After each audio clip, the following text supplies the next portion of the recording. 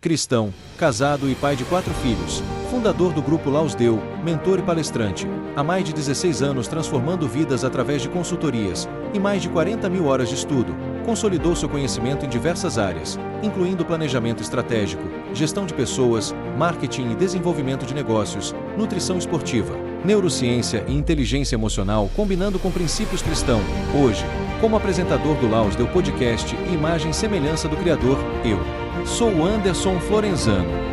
Fala galera, Anderson Florenzano aqui para mais um Laus Deu Podcast. Galera, antes de mais nada, deixar um recadinho para vocês. Pessoal que tem procurado muito, as mães, os pais, na verdade, que tem procurado bastante a gente em relação ao projeto Crianças Empreendedoras. Gente, devido à demanda, à autodemanda, muita gente pedindo, devido ao sucesso, graças a Deus, do projeto, tá? Como tem muita gente pedindo, a gente quer de alguma forma ajudar todos, ensinar todas as crianças mesmo, incentivar o máximo de crianças a empreender. Decidimos lançar o curso Crianças Empreendedoras, tá? Então aguardem, logo tá vindo aí o curso Crianças Empreendedoras, tá? Vocês vão buscar mais informações ali, Fabrício vai deixar para vocês depois. Os empresários que têm nos procurado, pessoal, empreendedores que têm nos procurado para de alguma forma querer entrar no projeto, para ajudar a gente de alguma forma no projeto, poder participar. Aquele que queira ser apoiador, patrocinador, como seja, o Fabrício vai deixar o Pix nosso ali depois, tá? Fique à vontade, entre em contato, tem mais informações lá. Um outro recadinho que eu tenho para vocês, né, que nós fomos apadrinhados nada mais, nada menos pelos nossos grandes amigos do Icabank, que para nós é uma grande honra. Fomos apadrinhados por eles e são nossos patrocinadores oficiais agora, tá? O Icabank. Beijão para a galera do Icabank lá, pro Flavião, para as irmãs, pro cunhadão. Beijão para vocês. Hoje eu estou com ela aqui, nada mais, nada menos. Vou falar primeiro sobre os quesitos dela, que ela é cantora, compositora, ex-integrante da banda Voz da Verdade, Lídia Moisés. Uma grande honra recebê-la, Lídia. A honra é toda minha. Tô muito feliz. Tem que ficar pertinho assim para falar? O microfone? Ele capta um pouco mais longe, mas se ficar um pouco mais perto, se você... Melhor, né? Melhor. Ou você pode puxar também. Pode fica puxar vontade, também. Pode puxar. Tipo, eu já puxei, desculpa. Não, pode puxar, fica à vontade. Mas eu não tem que puxo. ficar muito inclinado assim, desculpa. Eu puxo também. É uma honra para mim estar aqui participando desse podcast. A gente já tá tendo uma conversa incrível aqui. A gente Com só certeza. vai dar continuidade aqui para a galera na participar. Conversa. Um pouquinho, eu vi bastante coisa ali, a gente conversou bastante coisa, mas um pouquinho do seu testemunho, sua história pra gente ali, para o pessoal se familiarizar um pouquinho, para depois poder a gente grudar a cara do pessoal na tela e ficar grudado aí até o final do podcast. De qual testemunho? Eu sabia que você ia responder, eu sabia também que você ia responder isso. A minha vida é cheia de testemunhos, graças a Deus. Uma coisa, eu queria falar, vamos falar justamente sobre uma parte que você falou ali, que foi uma questão assim, você me trouxe muitas coisas a fazer, até eu refleti sobre essa questão, que foi a questão do acidente, que aí foi um grande milagre na sua vida, né? Sim. Eu queria que você falasse um pouco sobre essa questão. Eu tinha 23 anos, já cresci num berço, num lar evangélico, num lar cristão. Eu tinha 23 anos e sofri um acidente de carro. Meu carro rodou na curva, estava chovendo. Eu não me lembro do momento do acidente. E o carro rodou na curva, eu não sei se eu pisei no freio para o carro rodar, porque o pneu acoplanou, isso eu lembro, sim. E depois não lembro de mais nada. E o carro rodou e bateu no poste. O poste quebrou no meio, tem as imagens na internet, se alguém quiser depois ver. O carro quebrou no meio e o poste quebrou no meio em cima do carro. E a porta do motorista encostou no freio de mão do carro. Não encostou, ela ficou a um palmo do freio de mão do carro. E no meio disso tudo estava eu lá. Quando eu cheguei no pronto-socorro, foram se fazendo os exames, vendo o que tinha acontecido, o pescoço já imobilizado, porque desde a hora que sai do tiro do veículo já imobiliza o pescoço. E aí, fazendo os exames, eles viram que eu estava com o pescoço quebrado por causa do acidente. E aí eles falaram, olha, você é um milagre, a gente não sabe como você está viva. E aí eu fui passando pelo processo, eu fiquei 45 dias internada, fiz umas 4 cirurgias, e aí eu comecei a encarar o processo de recuperação. Então, a morfina já não tirava a minha dor, porque quando o pescoço quebrou, os nervos que ligam o braço saíram da medula. Eu imagino. E quando sai da medula, desliga. Então, o braço está aqui, está perfeito, mas ele não funciona mais. É como se essa televisão a gente tirasse ela da tomada. E ela não tem nenhuma outra fonte de energia, então ela precisa de tomada. Eu vou tirar da tomada, ela não vai funcionar, mas ela vai continuar ali. Sim. Então, foi isso que aconteceu com o meu braço esquerdo. E só que isso a gente foi só descobrindo no decorrer do tempo que passava, porque eu tinha dores que a morfina não tirava mais a dor. Então, eles deixaram na minha veia a morfina e a cada 15 minutos eu apertava um dispositivo e liberava a morfina. Para tentar ficar 5 minutos sem dor, que a morfina já não fazia mais efeito.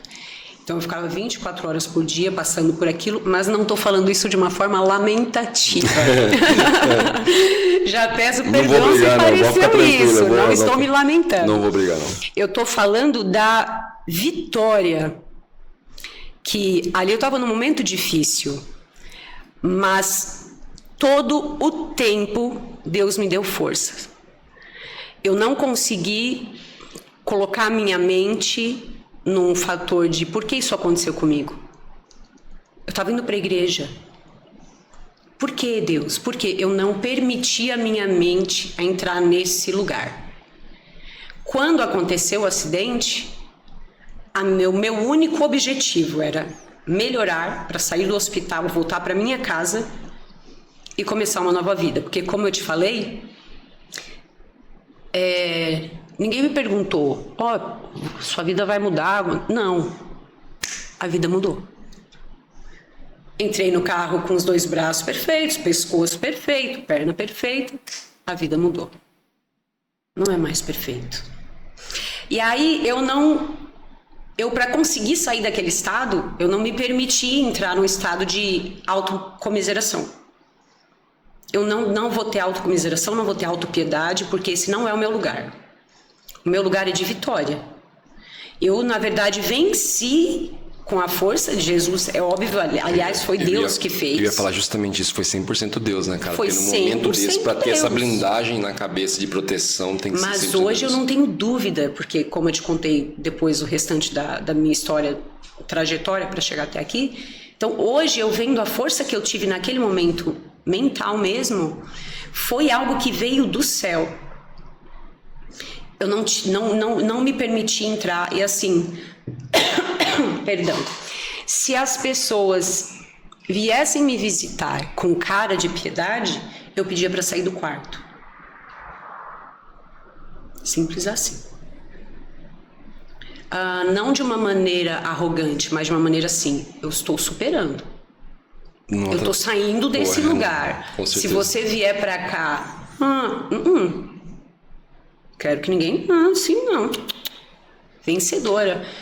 Então, a gente estava falando sobre isso agora, né? Então, por isso que na verdade é uma questão meio contraditória, né? Porque veja só, no seu caso foi um acidente. O que faz o ser humano pensar que você precisa que ela chegue lá e se lamente por você? Não, porque na verdade existem pessoas que gostam de se auto-lamentar. Sim.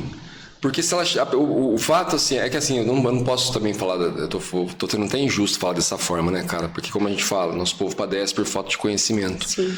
Se eu chegasse para te visitar, eu ia chegar te levantando para cima, mas é o jeito que eu já aprendi. Então muitas pessoas já estão acostumadas com aquela pessoa que ela está sofrendo e ela quer que alguém abrace ela e sofra junto. Sim. E no seu caso, como você falou, Deus não queria isso para mim. Ele me mostrou que ele não queria e você não fez isso. E existem pessoas também que são pessimistas. Sim.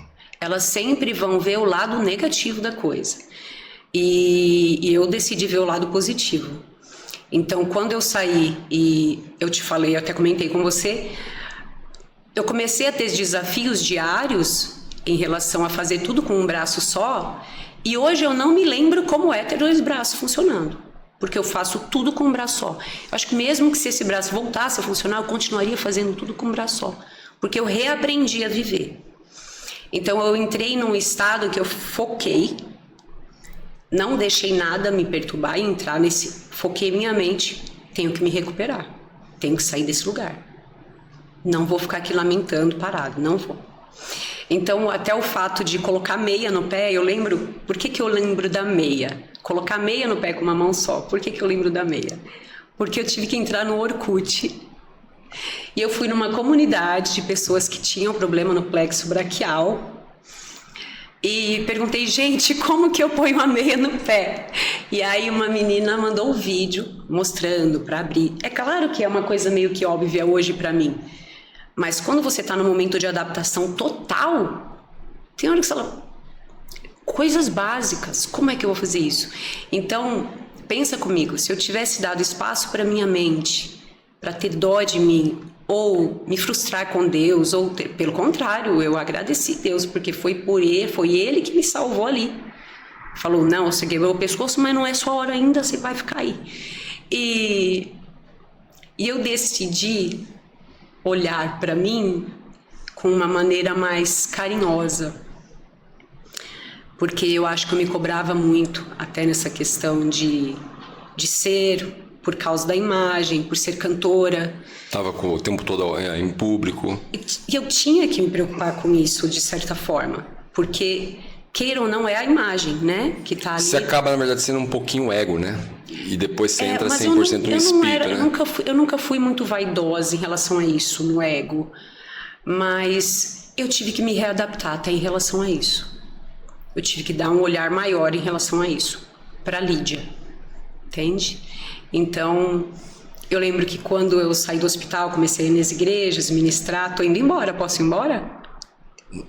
Tô indo embora aqui, posso ir embora? Pô.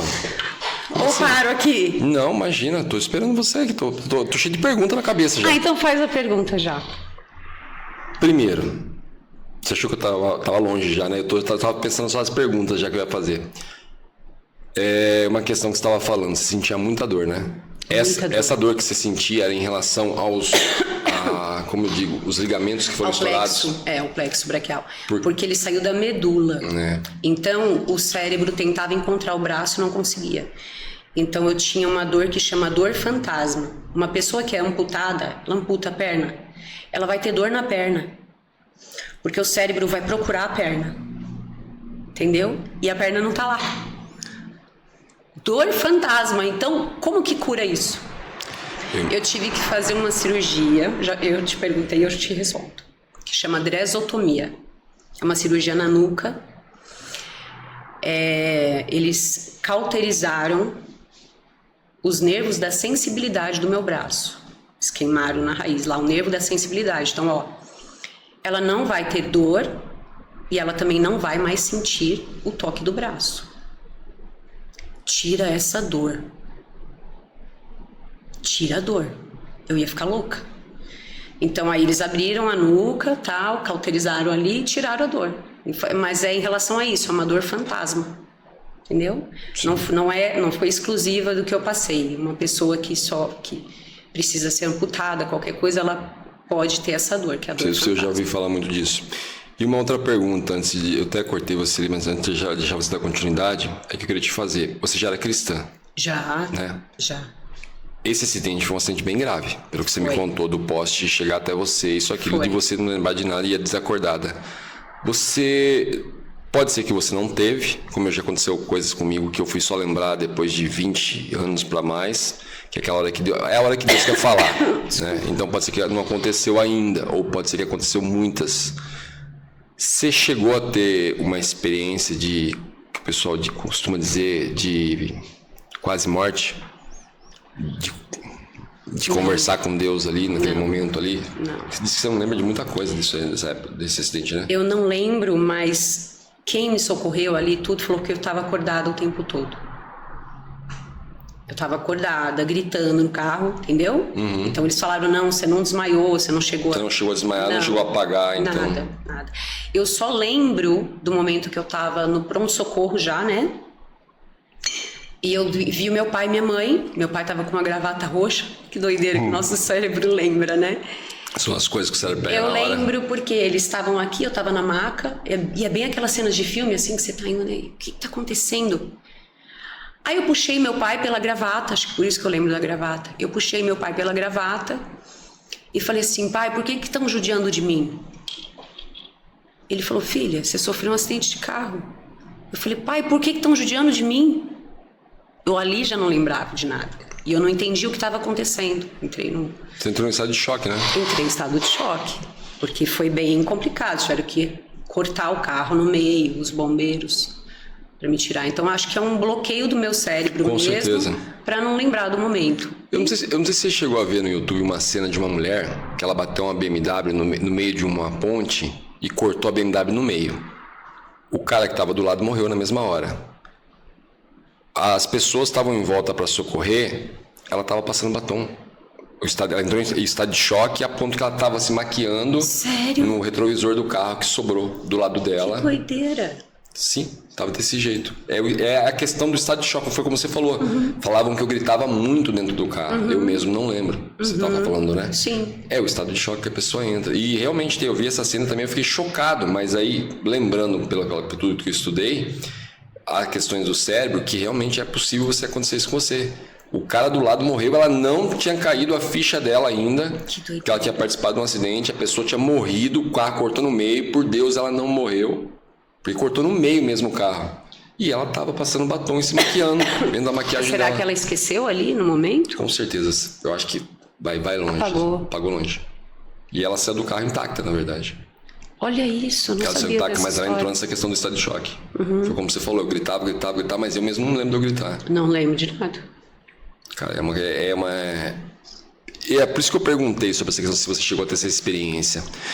Eu acredito muito nessa questão, é como assim, ó, eu lembro da minha avó, quando ela faleceu. Até antes dela falecer, ela não lembrava de ninguém. No dia que ela ia falecer, ela lembrou de todo mundo, todos os netos, mandou chamar todo mundo, os filhos, todos. Então eu acredito que Deus, ele traz você essa lucidez, como ele também tira você um pouco dessa lucidez para você não sentir a dor que você poderia estar sentindo. Sim. Entendeu? Então eu acredito muito nisso. E é uma questão do cérebro também trabalhar, porque o cérebro, a função do cérebro é te proteger. Às vezes protege até demais, né? Por isso que a gente tem que dominar a nossa mente. Exatamente. Às vezes protege até demais. Você estava falando do seu processo de adaptação, foi a hora que a gente entrou nesse quesito, na verdade, no processo da meia que você estava ainda. Para te recordar, senão você falou que você acabou parando. Não, porque a questão da meia me chamou a atenção, porque eu tive que entrar realmente no Orkut na época, gente. Eu tenho 42 já. E a gente pegou toda essa transição, né? Sim. Orkut. Desde a internet de escada, né? Gente do céu, que doideira. Primeiro não tinha internet. Sim. Como que essa geração vai entender que não existia internet? Não sei. Aí, enfim, e aí isso me chamou a atenção por eu ter entrado na comunidade, falado. E eu lembro que eu falei para uma menina assim, que já estava há mais tempo, né? Passando por esse processo. Eu falei para ela assim: e como você readaptou a sua vida? Ela falou: vivendo. Vivendo. Você tem que encarar e tem que viver. Eu tô dizendo agora, eu não tinha outra opção, eu não tinha um plano B, eu não tinha uma fuga, um escape, não tinha. Eu tinha que viver. Então eu fui readaptando. Então as pessoas me perguntavam quando eu chegava na igreja: nossa, mas como que você se maquia? Eu: com uma mão só. Mas você veio até aqui dirigindo, você ainda dirige? Sim, eu dirijo carro automático.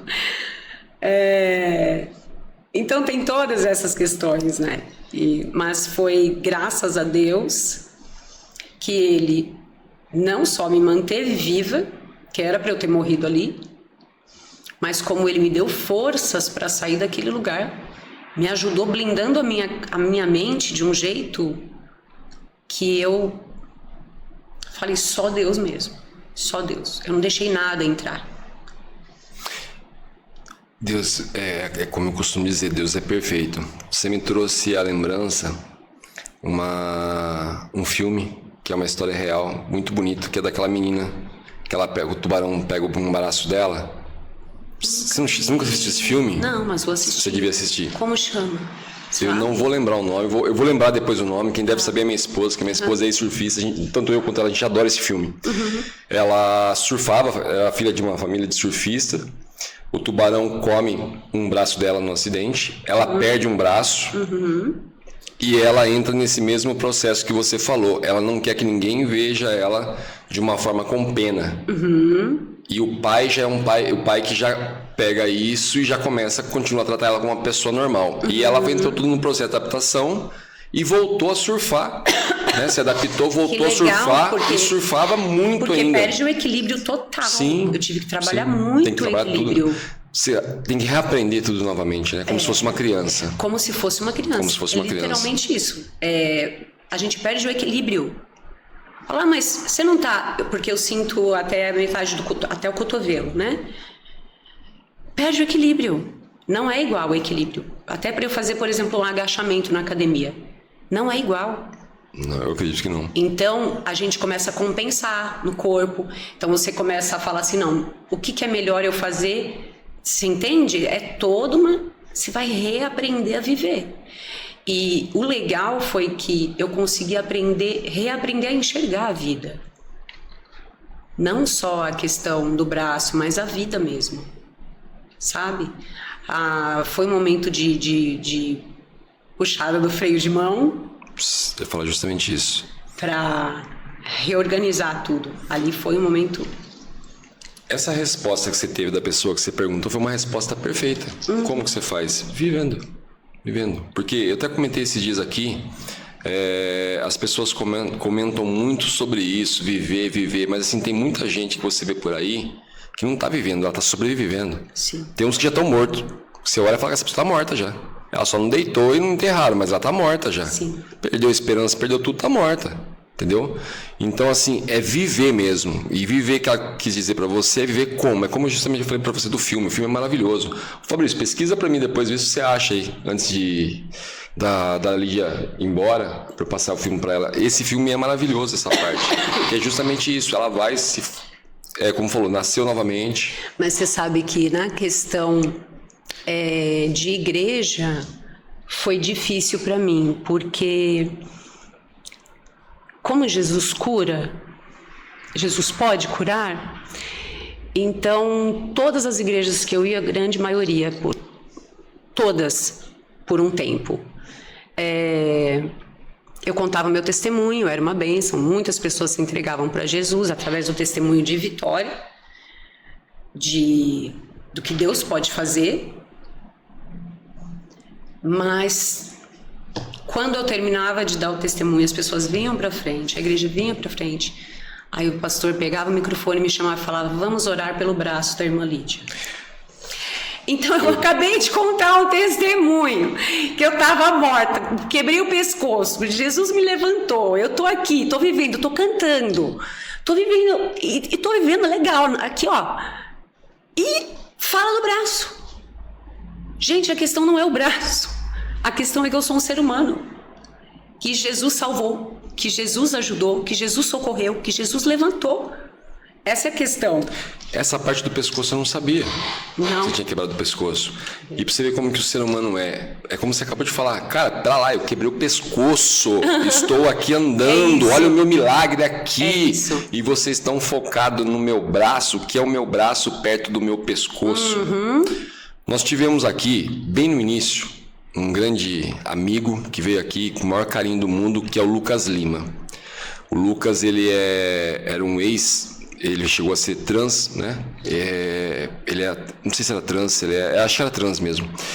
E o que acontece? Quando eu fui ver a história do Lucas para trazer no podcast, eu vi que o Lucas tinha um milagre já no nascimento, que ele nasceu sem o céu da boca. Entendeu? Sério? Isso, ele nasceu sem o céu da boca. Só que nos podcasts que ele ia, o pessoal só comentava, queria saber a história de como que ele era, como que foi essa mudança dele de deixar de ser trans e virar um cristão. Eu falei, cara, mas vem cá, você tem um milagre magnífico, né, na sua vida, que foi no nascimento já, ele contou toda a história, como reconstruiu isso, aquilo, e ele fala perfeito, nem parece que aconteceu isso com ele.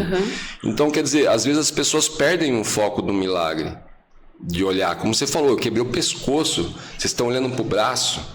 Foi como nós comentamos agora há pouco aqui, que eu chego até a me sentir mal, de um dia pensar que eu reclamei do meu dedo, que eu não pude mais, por vaidade, treinar um esporte que eu gostava. Aí vem você me dá um tapa na cara praticamente. Anderson, eu não mexo o braço.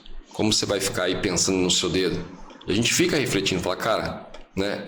E aí a gente vai mais além, como a gente acabou de falar, entra no Cleito.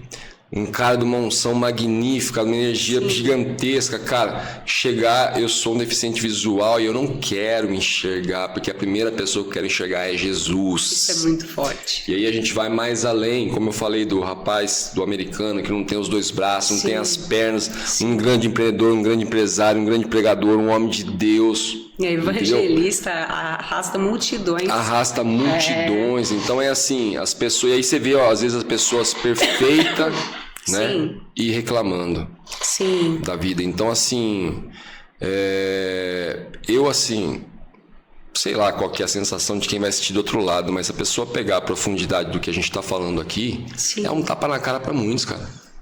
É um tapa na cara para muitos mesmo. Daquele dia, acorda, cara.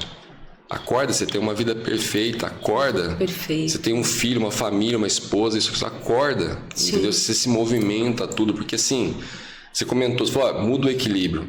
Na verdade, só o fato de você, se você perder o dedão do pé, já muda todo o equilíbrio. Eu sei disso. Tem pessoas que têm muita dificuldade para se readaptar só perdendo o dedão do pé. E as pessoas nem sabem muito disso, mas o dedão do pé é o que dá o principal ali, né? Aí você falou, muda todo o equilíbrio na questão de readaptar isso, aquilo. E aí você vê uma pessoa que às vezes assim, torcer um dedo e tá lá reclamando, se lamentando. Até o homem faz mais isso, né? O homem pega uma gripe e já se joga na cama, que tá doente, que tá isso, tá aquilo. A mulher, já por natureza, uma vez por mês, ela sofre com questão de hormônio que mexe com a cabeça, mexe com tudo dela, isso, aquilo. E depois, ainda por cima, ela vai lá, é ela que dá a luz, que rasga ela no meio, que isso, que aquilo. Então, assim, na verdade, a forma que você viu o seu acidente é a mesma questão de uma gravidez. Como assim? Você não viu, na verdade, em momento algum a dor do parto. Você viu a maravilha do teu filho. Sim. Entendeu? Sim. A mesma forma que você acabou vendo o seu acidente. Sim. Você não viu em momento algum a questão do seu braço. Você viu que, graças a Deus, eu tô viva.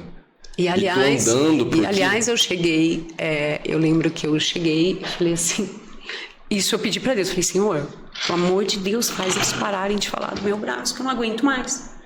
Tipo, eu tô vivendo bem a vida que o Senhor tá aqui permitindo que eu viva, e as pessoas estão, eles puxam, eles falam constantemente o braço tá aqui, lindo, unha feita, ele só pousa aqui, ele só faz pose para foto, eu brinco. Mas a vida é mais do que isso. A vida é mais do que isso. Muito mais. É muito mais. É como aquela questão que eu comentei com você. Do Cleito ter feito a piada, eu não sabia se eu ria, se eu não ria, se realmente era o que ele estava falando. Era uma risada disso aqui, a ponto de eu chegar à conclusão e falar, não, cara, ele me enxergou. Porque posso falar a verdade pra você?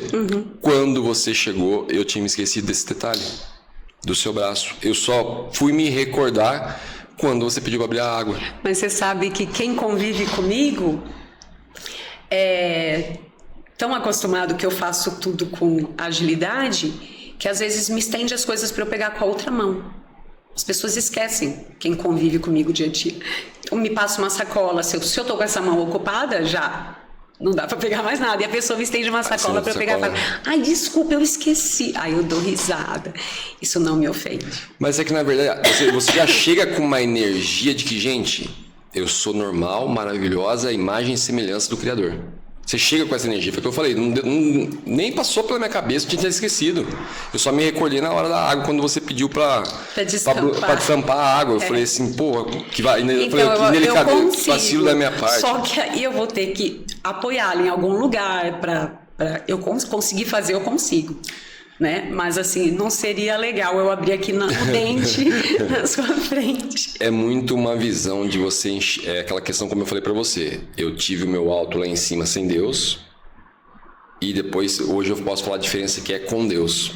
Então é a mesma coisa você se enxergar um dia com todos os movimentos, mas sem Deus, e no outro dia você se enxergar muito melhor, muito mais, de uma maneira muito mais maravilhosa com Deus. Com Deus. Porque eu conversei, assim, tive uma conversa magnífica, assim, foi um show de conversa com o Cleito. Você vê o quanto a beleza do Cleito com Deus, cara. Sim. É uma coisa assim, contagiante, sim, né? Sim. Contagiante. Então, assim... Ele viaja sozinho, né? Sim. Ele viaja sozinho. É o que eu costumo dizer. Falar de Deus é muito fácil. Hoje a internet tá cheia de gente falando de Deus. Mas sentir Deus... Sim. Entendeu? A ponto de você sair e falar... Meu, eu sou perfeita. Sim. Sou isso, sou aquilo. Reconheço o milagre que eu tive na minha vida. Como você falou, você é abençoada. Você tem um filho... Né? Você teve essa bênção, que filho eu costumo dizer, filho é bênção. Eu tenho só 4 por enquanto, eu costumo dizer. Olha só, e ainda continua contando. Não, por enquanto é só 4 ainda. Eu falei, eu quero adotar uma criança ainda. Um acordo que eu e minha esposa temos de adotar uma ainda, mas uma menina. Que ela é uma menina e 3 homens, né? Uhum. É a que sofre, na verdade. Então a gente quer mais uma aí. Filho é uma bênção de Deus. E por incrível que pareça, eu comentei sobre o pessoal que a gente entrevistou, os irmãos aqui, o Flávio. Eu fiz até uma piada com eles no começo, que o Flávio tem 6 filhos. Meu Deus. O Flávio tem 6. Ainda no dia que eu conversei com ele a primeira vez, eu falei, caramba, cara, eu achava que eu era corajoso, mas você é bem corajoso, né? E a gente fez uma piada. Aí quando eles sentaram na mesa, eu olhei e fiquei um tempo em silêncio. Eles ficaram meio assim, achando estranho, né? Eu falei, não, eu tô em silêncio porque eu tô contando. Porque se o Flávio tem 6, então quer dizer que são 6... 12, 18, aí começaram a dar risada, né? Que falaram que não, que era o Flávio mesmo que tinha mais filhos. Mas filho é uma bênção, é uma bênção. Você teve, o seu filho tem quantos anos? Meu filho vai fazer 9, dia 7 agora. Ah, 9, dia 7? Semana que vem. Sim. Então, quer dizer, você vive de lá pra cá, mas um dia após dia, com milagres e milagres. Sendo abençoada e abençoada. E você sabe que eu não podia ter filhos, né? Sério? Quando eu fui tentar engravidar, a gente foi tentar engravidar, aí eu descobri que não produzia o suficiente e era comigo mesmo a dificuldade. Aí eu procurei um especialista que ajudou a gente ali naquele momento, e aí Deus me mandou o Mateuzinho. Mateuzinho, que é um Mateuzão, ele tem 9 anos e tá na minha altura, assim. Mateus, ele é gigante. As crianças hoje dessa geração estão, né? Gente do céu, o que tá acontecendo? Tá. Estão bem altos mesmo, né? E o Mateus é o meu milagre, que faz cada dia ser um milagre também. Eu falo essa questão de filho. E assim, o melhor lugar para você ver o quanto você é perfeita, eu acho que é através do olhar de um filho, né? Né? Depois de Deus, é através do olhar de um filho. Porque assim, é uma questão... eu tava esses dias com o Noah, é o que mais fica comigo, né? Que é o terceiro, de 5 anos. O Noah olhou pra minha cara esses dias e falou, pai, eu acho que eu vou deixar você dormir mais um pouco amanhã, tá? Eu olhei e falei, por que isso, filho? Não, é que você tá com o olho meio cansado. Eu falei, cara, filho, é uma figura, né? Uma questão que assim, você acha que ele não percebe, mas ele percebe. Percebe. Entendeu? E ele achou que o quê? O fato dele me chamar cedo naquele dia, que ele acorda, se eu não tiver acordado, ele me chama. Ele tinha atrapalhado meu sono e por esse motivo eu tava cansado. Aí eu falei, a pureza da criança, né, na verdade. Porque assim, se você falar pra mim que o Mateus percebe que você tem essa diferença, eu duvido, ele não percebe. Ele nunca viu a mãe dessa forma. Não, o Mateus, e ele é uma figura, né? Eu não sei se o pessoal que está acompanhando aqui sabe, segue meu perfil. O Mateus foi diagnosticado com autismo quando ele tinha 5 anos. Então ele é autista nível 1 de suporte, TDAH. E ele faz 10 horas semanais de terapia, fora a terapia ocupacional, que é a TO, e fora a fisioterapia. E o Mateus, ele tem dificuldade de expressar, né? Como ele está se sentindo. Então, tudo isso estamos batendo nessa tecla, porque ele tem que falar, ele tem que colocar para fora. Até mesmo porque, por ser uma criança, ele é muito carinhoso, muito amoroso. E eu tenho medo, como que ele vai reagir quando eu não estiver lá? Então eu preciso que ele me relate as coisas, como acontecem quando não está comigo, né? E ele tem essa dificuldade para expressar. E aí, o que foi? Eu ia te contar, menino, esqueci. O que foi que ele fez outro dia em relação... Ele vem, ele beija minha mão esquerda, faz carinho. Mas porque, como ele é grande para a idade dele, ele não se dá conta disso, ele é meio espalhafatoso, sabe? E é brincalhão. Mas filho homem é todos, né? Filho homem é assim, não adianta. O meu mais velho, o Pedro, eu digo que ele parece imã, que ele anda enroscando em tudo. Gente do céu, o que acontece? Aí, vira e mexe, ele esbarra. E eu falo, ai filho, cuidado com o meu braço, porque acaba que é mais frágil esse braço por causa do osso, né? Sim. E o Matheus é forte. Filho, o braço da mãe, filho. Ai, desculpa, mãe, o bracinho da mamãe, você é tão perfeita, mamãe. Faz carinho. Ele é um menino lindo. Menino lindo, o amor da minha vida. Ó, uma outra coisa que você comentou agora. Você falou a questão do braço, que em momento algum você focou o braço e você focou um milagre de simplesmente ter sobrevivido e Deus ter salvado a sua vida e ainda tá perfeita andando, como você falou, quebrei o pescoço. E agora você comentou sobre o Matheus, sobre o quesito do Matheus ter o autismo. E aí simplesmente, em momento algum, você vê ele dessa forma e sim vê ele como um menino lindo, maravilhoso. Ele é. Que ele é. Carinhoso. Então vem aquela história, aquele ditado, né? Deus nunca dá o fardo maior do que você pode carregar, né, cara? Você sabe que, por exemplo, como que eu vou te explicar? A convivência com um autista tem os seus ônus e os bônus, né? Tem a dificuldade, mas também tem a beleza. Ele é muito puro. Então, ele é de verdade. E eu tenho orgulho de ter um filho que é de verdade. Eu não consigo ver isso como... Eu sei que tem as dificuldades, eu não estou romantizando nada, porque é difícil pra caramba. O autismo é difícil pra caramba lidar com ele. Mas eu consigo enxergar o Matheus. Entende? O Matheus não é o autismo. O Matheus tem autismo. Mas o Matheus é o Matheus, é o meu filho, que é carinhoso. E o Matheus tem uma coisa, um sensorial emocional muito forte. Que ele vira pra mim do nada e fala, mãe, você tá feliz? E eu falo, tô, filho, tá tudo bem.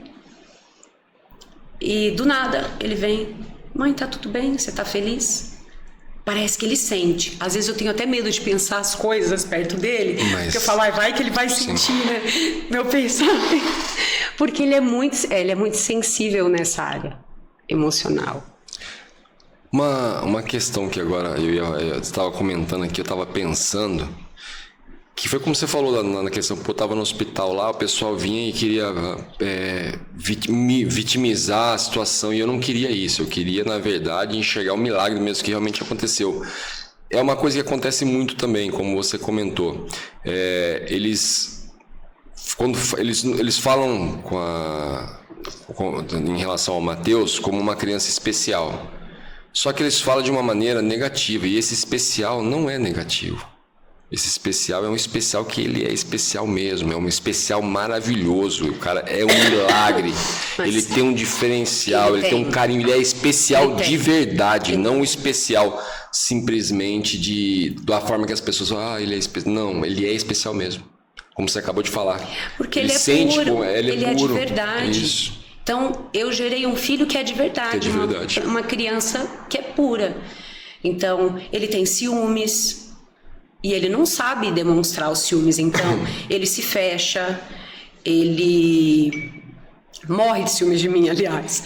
Às vezes eu tô dependendo da roupa, ele vem e ajuda, não, vai lá trocar. E eu acho o máximo isso, porque eu tenho ele como meu companheirinho, meu parceiro, mas eu quero muito conseguir que ele se desenvolva a ponto de ter a vida dele. Sim. E as escolhas dele, sabe?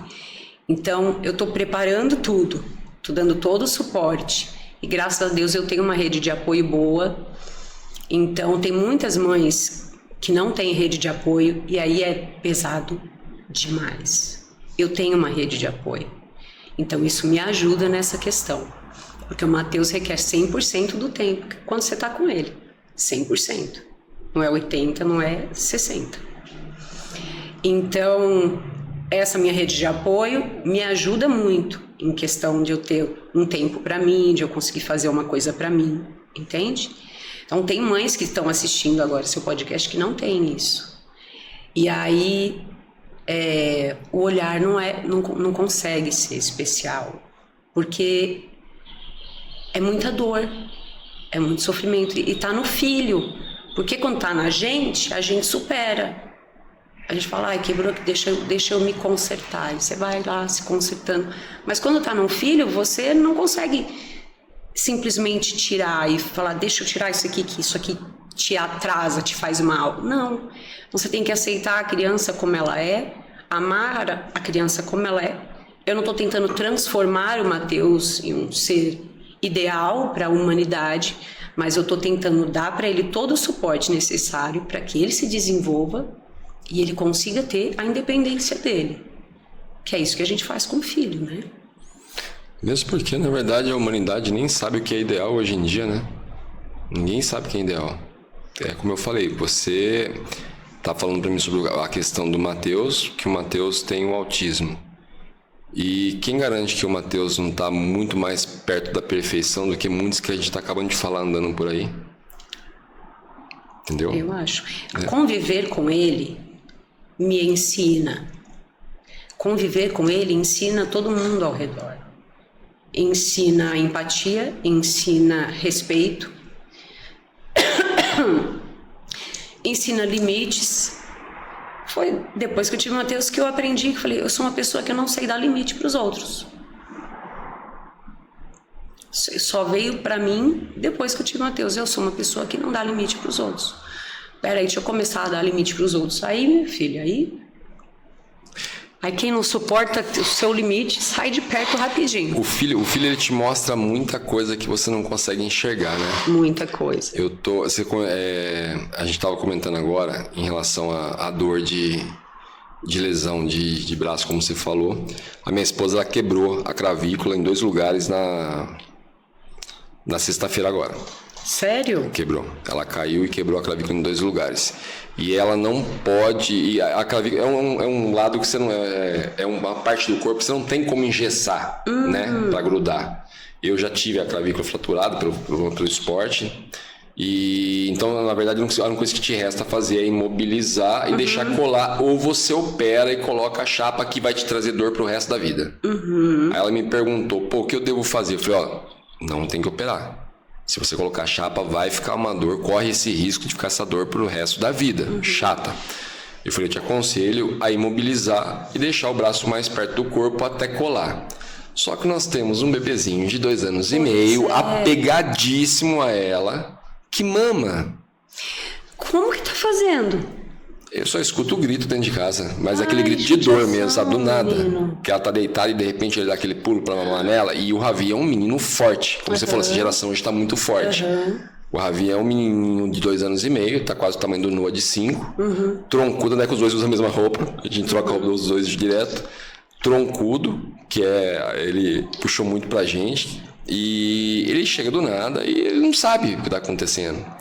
E aí esses dias ela tava chorando de dor, né? Que ele tinha pulado em cima dela para mamar e bateu no braço dela. Foi recente, foi sexta-feira agora que ela machucou. E eu, na hora, para tentar dar uma amenizada na dor, eu falei, você tem noção quanto que esse menino te ama? Porque, assim, a maior prova de amor de um filho com a mãe é ele manter essa ligação de ele mamar, né?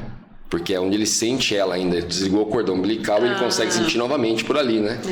Eu falei assim, ele não fica sem você. E ele é um menino que, assim, você vai conversar com ela, imagina, ele começa... Não sei se você já viu um comercial, um vídeo na internet que a mãe vai falar, um cabrito berra, que é imitando o filho, que não deixa falar. O Ravi é igual. Eu vou falar, ele grita. Eu vou falar, ele grita. Aí quando ele para ele, o Noah começa do outro lado, começa do outro lado. E o Ravi, quando a mãe dele tá com ele, é só dele. Quando o pai dele tá com ele, o pai dele é só dele. Quando é um irmão, é só dele. Então tem que ser só dele. Você vai brincar comigo? Então só brinca comigo, esquece o resto. Ele é desse jeito. E ele tá com essa questão agora de mamar, eu dou risada, ela vai até assistir depois, ela vai querer me matar por isso, porque acaba sendo engraçado. Mas vem cá, por que ela não opera? Então, porque Você é contra? Operar sim, eu falei pra ela não operar. Porque o que acontece? É que nem essa questão do dedo. Meu dedo... Não, eu digo ainda mais pelas questões da criança. Mas mesmo ela operando, esse processo da dor não vai passar. Ela não vai parar de sentir a dor, porque a verdade é, quando você machuca aqui o ombro, se você operar e vão colocar a chapa, a dor não passa, você vai viver o processo da dor do mesmo jeito. Só que aí você corre o risco dele, isso aí só, na verdade é só para, como fala, agilizar a recuperação. Sim, o fato de operar e colocar a chapa. Só que também você corre o risco de ficar com dor pro resto da vida. Por que essa dor? Quando você coloca a chapa, quando você coloca pino, porque não é todo o corpo que aceita. Eu coloquei. Você colocou? Mas você não sente? Eu tenho uma haste de titânio que vai da bacia até o joelho. Sim. Porque a perna quebrou no meio. Tem 2 pinos no joelho e 2 pinos na bacia. O que dói é o pino do joelho. Quando eu faço exercício. Porque eu acho que é alguma coisa relacionada a músculo. Sim. Entendeu? Sim. Então eu já estou entendendo qual exercício eu posso fazer e qual eu não posso. Mas existe sim existe a possibilidade da rejeição, né? Então, justamente o que eu tô falando, não é uma regra. Sim, tem mas corpo existe. Que não aceita e você corre o risco de ficar com uma dor. E você corre o risco de ter que tirar ainda. Tem que tirar, isso mesmo. Como mulheres que às vezes colocam silicone são obrigadas a tirar.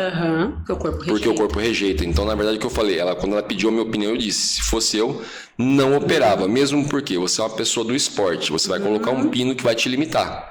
Eu lembro meu ombro quando eu quebrei a clavícula, eu cheguei a ficar, eu sou muito perfeccionista. O médico falou, olha, você tem que ficar o máximo possível com o ombro colado aqui, porque se você tirar, o que acontece? O ombro vai ficar saindo fora do lugar o tempo todo depois. E ela fica com uma tipóia? Fica com uma tipóia. Então eu aprendi isso com ele, como eu lidava muito com o pessoal do esporte, a gente sempre fazia isso. Então eu fiquei tanto tempo com o braço colado aqui, que quando eu fui tirar a tipóia e parar de usar, que foi o momento de eu voltar para os treinos, meu braço não passava da cintura.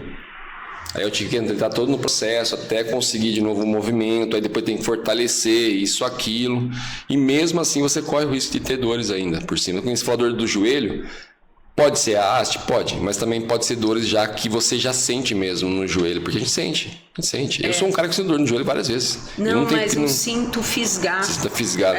Eu acho que é no pino. Então, uma coisa que a minha esposa reclama muito nesse agora, essa questão é que quando muitas vezes o braço movimenta, que sem querer acaba movimentando. Sim. Ela falou que ela sente o osso raspar. Porque você perde, né, aqueles ligamentos, aquela cartilagem que protege. E aí? Então, aí é a hora que ela grita, que ela sente muita dor. Que ela sente bastante dor. Só que uma coisa é ela raspar por raspar, outra coisa é o Ravi puxar o braço dela que quer mamar. Sim. Entendeu? E agora que ela tá ensinando pra ele que, tipo, aquele peitinho não pode, o que pode é só o outro. E ele dá risada e ele fala agora pra ela, toda vez ele fala, esse não pode, só pode esse. Mas às vezes ele esquece. Até minha filha hoje, coitada, foi ajudar ela, esqueceu, acabou. Ela tava querendo. Eu tava no escritório do fundo. E ela queria se levantar, na verdade, mas bem devagar para que o Ravi não percebesse, né? Porque se o Ravi percebesse, o Ravi ia querer grudar no peito dela, ela não ia conseguir ir no banheiro. Minha filha foi ajudar ela a levantar, ajoelhou em cima do braço dela, cara. Eu só escutei o berro. Meu Deus! Aí ela falou assim, Maite foi me ajudar, quase me matou. Como que chama a sua esposa? A minha esposa é Karina e minha filha é Maite. Karina? Karina, é. Karina, você é uma guerreira. Não. Respeito máximo por você. E ela fala, cara, ela falou, pô, Maite foi me ajudar, quase me matou, me ajoelhou em cima do meu braço. Meu Deus. Esses dias, acho que foi no sábado, eu tô partindo pra minha história, em vez de deixar o convidado contar a história. Não, conta. Quando foi no sábado, que ela foi bem recente, né, foi na sexta-noite, quando foi no sábado, ela tava com dificuldade de tirar a blusa, a camiseta. E aí ela pegou e chegou pra mim e falou assim, você pode me ajudar a tirar a camiseta que eu não tô conseguindo? Eu falei, lógico. Aí eu fui, como eu já sei da questão da lesão, como se trata, eu puxei primeiro pro lado que tava bom, depois tirei por cima da cabeça, né? Sim. E peguei, simplesmente tirei o braço dela devagar, perfeito, encostei ali. Aí eu falei assim, mas e agora, como você vai fazer com o top? Eu falei, não vou nem tentar tirar, é muito apertado, vai doer pra caramba, eu vou cortar, né? Eu falei, então tá bom. Eu falei, mas assim, você quer que eu... fiz várias vezes isso. Eu falei, você quer que eu corte pra você? Ela falou, não, eu peço pra Maite cortar, pode ficar tranquilo, pode voltar lá pro seu trabalho. Eu falei, tá bom. Voltei pro escritório, daí a pouco volta ela xingando. Eu falei, o que foi? A tesoura de ponta, a Maite colocou aqui, ó. nela. Ela voltou com a tesoura assim. Ela falou, olha isso aqui que a mãe fez. Gente. Ela falou assim, a mãe quer me matar, né? Coitada, gente, socorre ela. Eu comecei a rir, eu não tadinha. aguentei, mas isso é o preço de ter 4 filhos, cara. Eu costumo dizer. Meu, quando junta ali tudo, você não tem noção. Se você não tiver assim, já souber cada um como que é, como você Sim. falou, eu tenho que aprender a lidar com o Matheus, conhecer o Matheus, isso aquilo é um treinamento. Aí você imagine 4, um treinamento com 4. Então militar. é aquele, e é um falando, aquele não sabe a hora que para, que nem eu falei pra você, o Ravino atropela todos, não quer nem saber, eu vou falar eu agora, esquece, vai parar de conversar, vai pegar tal coisa. Aí eu fui e cortei pra ela, mas eu olhei e falei, meu, vai matar sua mãe, você tá doida? Ela falou, mas não é, não sabia, tesoura de ponta aqui no pescoço dela. Uma parte que eu ia te perguntar, você é cantora desde criança, né? Eu vi uma parte da sua história, você falando desde criança, e teve um grande apoio do seu pai. Sim, os meus pais, na verdade. Seus pais são músicos, pai e mãe? Pai e mãe. Tio, tia, primo. É da família já. Só que, olha só que interessante. Tinha um grupo de jovens da igreja que eram minhas irmãs que cantavam, meus primos, filhos do pastor Carlos, e fizeram um grupo de jovens na igreja. E aí teve uma seleção para ver se selecionar quem vai entrar ou não, e eu não passei. Aí, mas eu também não tinha essa vontade ainda dentro de mim, confesso. Eu era criança, eu queria brincar, e minhas irmãs já eram adolescentes, já prestavam mais atenção nisso, queriam estar no grupo cantando. Só que eu gostava muito de cantar. E o que eu fazia? Eu ficava toda tarde, era sagrado para mim. Eu ficava trancada no meu quarto cantando. Então eu colocava cantoras internacionais, ficava cantando em cima. E um dia minha mãe passou e ouviu eu cantando Whitney Houston. E aí, quando meu pai chegou, meu pai era piloto ainda nessa época. Ele trabalhava na TAM na época. E quando meu pai chegou, minha mãe falou, viu, a Lídia canta. Tem que pôr ela para cantar, você não ouviu ela cantando. Ele falou, ai bem, a Lídia canta. Você é mãe, quer pôr todo mundo para cantar. A Lídia não canta. Porque eu não mostrava isso, eu não tinha isso dentro de mim, entende? E foi gradual que foi acontecendo. Quando a gente mudou para São Francisco, a gente morou nos Estados Unidos um período. Meu pai começou a fazer culto em casa. E nessa época, eu comecei a cantar mesmo pro pessoal, porque era um culto em casa, era uma coisa íntima. Então, meu pai no violão, eu tocava teclado também, tinha um piano na casa, meu pai me ensinou, eu tocava piano no culto. Desculpa, isso aqui sempre escuto. Isso aqui era o meu horário de oração na época minha eu achei interessante os dois celulares. Os dois da época, foi a época que eu falei pra você que passei uma fase difícil na minha vida. Eu faço questão de não desligar, deixar tocar em todo o podcast. Sempre pra falar sobre isso. Legal. Que tipo assim, era 6 da manhã, meio-dia e 6 horas da tarde, a hora que simplesmente ele tocava e era a hora que eu ia lá orar. Que legal. Mesmo na fase ruim, chorando, não aceitando o que estava acontecendo, eu ia lá e orar. E até hoje ele desperta, na mesma hora deixa de despertar. Que legal.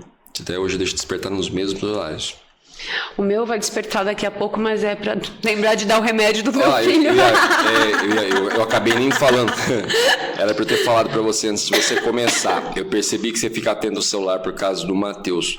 Fique à vontade, tá? Como eu falei, isso aqui é um podcast que, assim, ninguém vai falar pra você, não vai cortar essa parte, não. Fique à vontade, a gente já sabe que você ouviu o seu tempo todo ali. Falou, não, tem que mandar o dinheiro pro Matheus lanchar. Não, tem que fazer isso. Então eu sei que você tá com o celular atento. Pode ficar, se precisar usar alguma coisa, fica à vontade. Agora ele tá na terapia. Ele já saiu da escola, 6 horas ele entra na terapia. Hoje ele começou cedo. Ele foi pra fisioterapia, depois ele foi pra escola. Aí agora ele sai da escola, sai 15 para 6 e às 6 ele já entra em mais 2 terapias. A vida dele é bem corrida, ele é bem esforçado, viu? Isso que eu ia falar, você já chegou a colocar ele em alguma atividade pra tentar descobrir? Ele tem um dom, você sabe que ele tem alguma coisa. Ele tem vários. Já tentou descobrir? Então você já tentou descobrir qual que é aquele que... Não, eu quero deixar ele... À vontade até a hora que você menos imaginar, entende? Eu não quero puxar para fora nada. Eu sei que ele sabe cantar, que ele é afinado. Eu sei que ele gosta de artes, ele gosta de teatro, ele gosta de musical. Ele tem muito isso de mim. Ele gosta de cinema, ele gosta de filme. Então, eu vejo que ele tem um lado para artes. Mas eu não quero limitar ele, entendeu? Porque se eu puxar isso já, tem tantas coisas ainda pra gente ir vencendo a cada dia, sim, que se eu puxar, eu vou colocar um pouquinho a carruagem na frente do boi, entendeu? Você deixa ele à vontade pra ele achar... Eu preciso, para que ele decida para que lado que ele vai, entende? E você tá preparada para isso, né? Para a hora que você menos esperar, você vai ver, ele vai estar tocando alguma coisa, vai estar fazendo uma coisa que você nunca imaginava. Eu tenho já passou isso pela tua cabeça? Que isso vai acontecer. Eu vi esses dias um piloto de moto velocidade, que ele tinha autismo e não lembro o nível, tanto é que na hora do boxe, que era que o pessoal fica parado, ele mesmo fora da corrida, ele continuava fazendo os movimentos, ensaiando os movimentos no mundo dele ali. E era um dos melhores pilotos do moto velocidade. É porque provavelmente o hiperfoco dele era O hiperfoco dele era isso. Então, por isso que eu falei. Então, assim, você tá preparada para uma hora que você menos imaginar, você vê o seu filho com um dom ali que você nunca nem imaginava que fosse esse que ele escolheu? Menino do céu. A vida é uma aventura com ele. Cada dia é uma descoberta nova. Então você fala assim, você está preparada? Eu acho que eu tô. Eu já tô preparada, porque já aconteceu tanta coisa e o desenvolvimento ele vai dando saltos, né? Como ele tinha 3 anos e meio, aí ele começou a falar. Foi logo depois do meu divórcio. Com 3 anos e meio ele começou a falar e é por isso que eu sei as datas, entende? Porque eu sou péssima com data. Então ele tem um atraso. Ele começou a falar com 3 anos e meio. Só que quando ele começou a falar umas palavras que, tipo, a gente não usa no vocabulário. Então ele viu em algum filme, algum desenho antigo, porque eu punha muito para ele assistir comigo. Eu tenho medo dos desenhos dessa geração. Não, mas tenha. Você entende? Então eu falava, olha filho, mamãe assistia muito isso aqui quando eu era criança. Eu faço muito isso com ele. E aí quando eu falo, nossa, eu adorava esse desenho, porque eu sei que aquele desenho não tem nenhuma mensagem ruim. Então eu tô ali peneirando, entende? O que ele tá assistindo e as informações que ele tá consumindo. Mesmo peneirando, a gente ainda corre o risco, né? Sim. Porque são as famosas mensagens subliminares que a gente tava falando antes. Sim, total. E então, ele tem saltos de desenvolvimento, né? Quando a gente começou a dar esse remédio para rigidez cognitiva, meu filho virou uma outra criança. A rigidez cognitiva tinha que ser exatamente como ele fazia na cabeça dele a história. Tinha que ser exatamente daquele jeito. Ele não aceitava mudança. Por exemplo, ele estava na escola e ele pensava, queria que meu avô viesse me buscar hoje. Sou eu que levo e trago todo dia. Sim.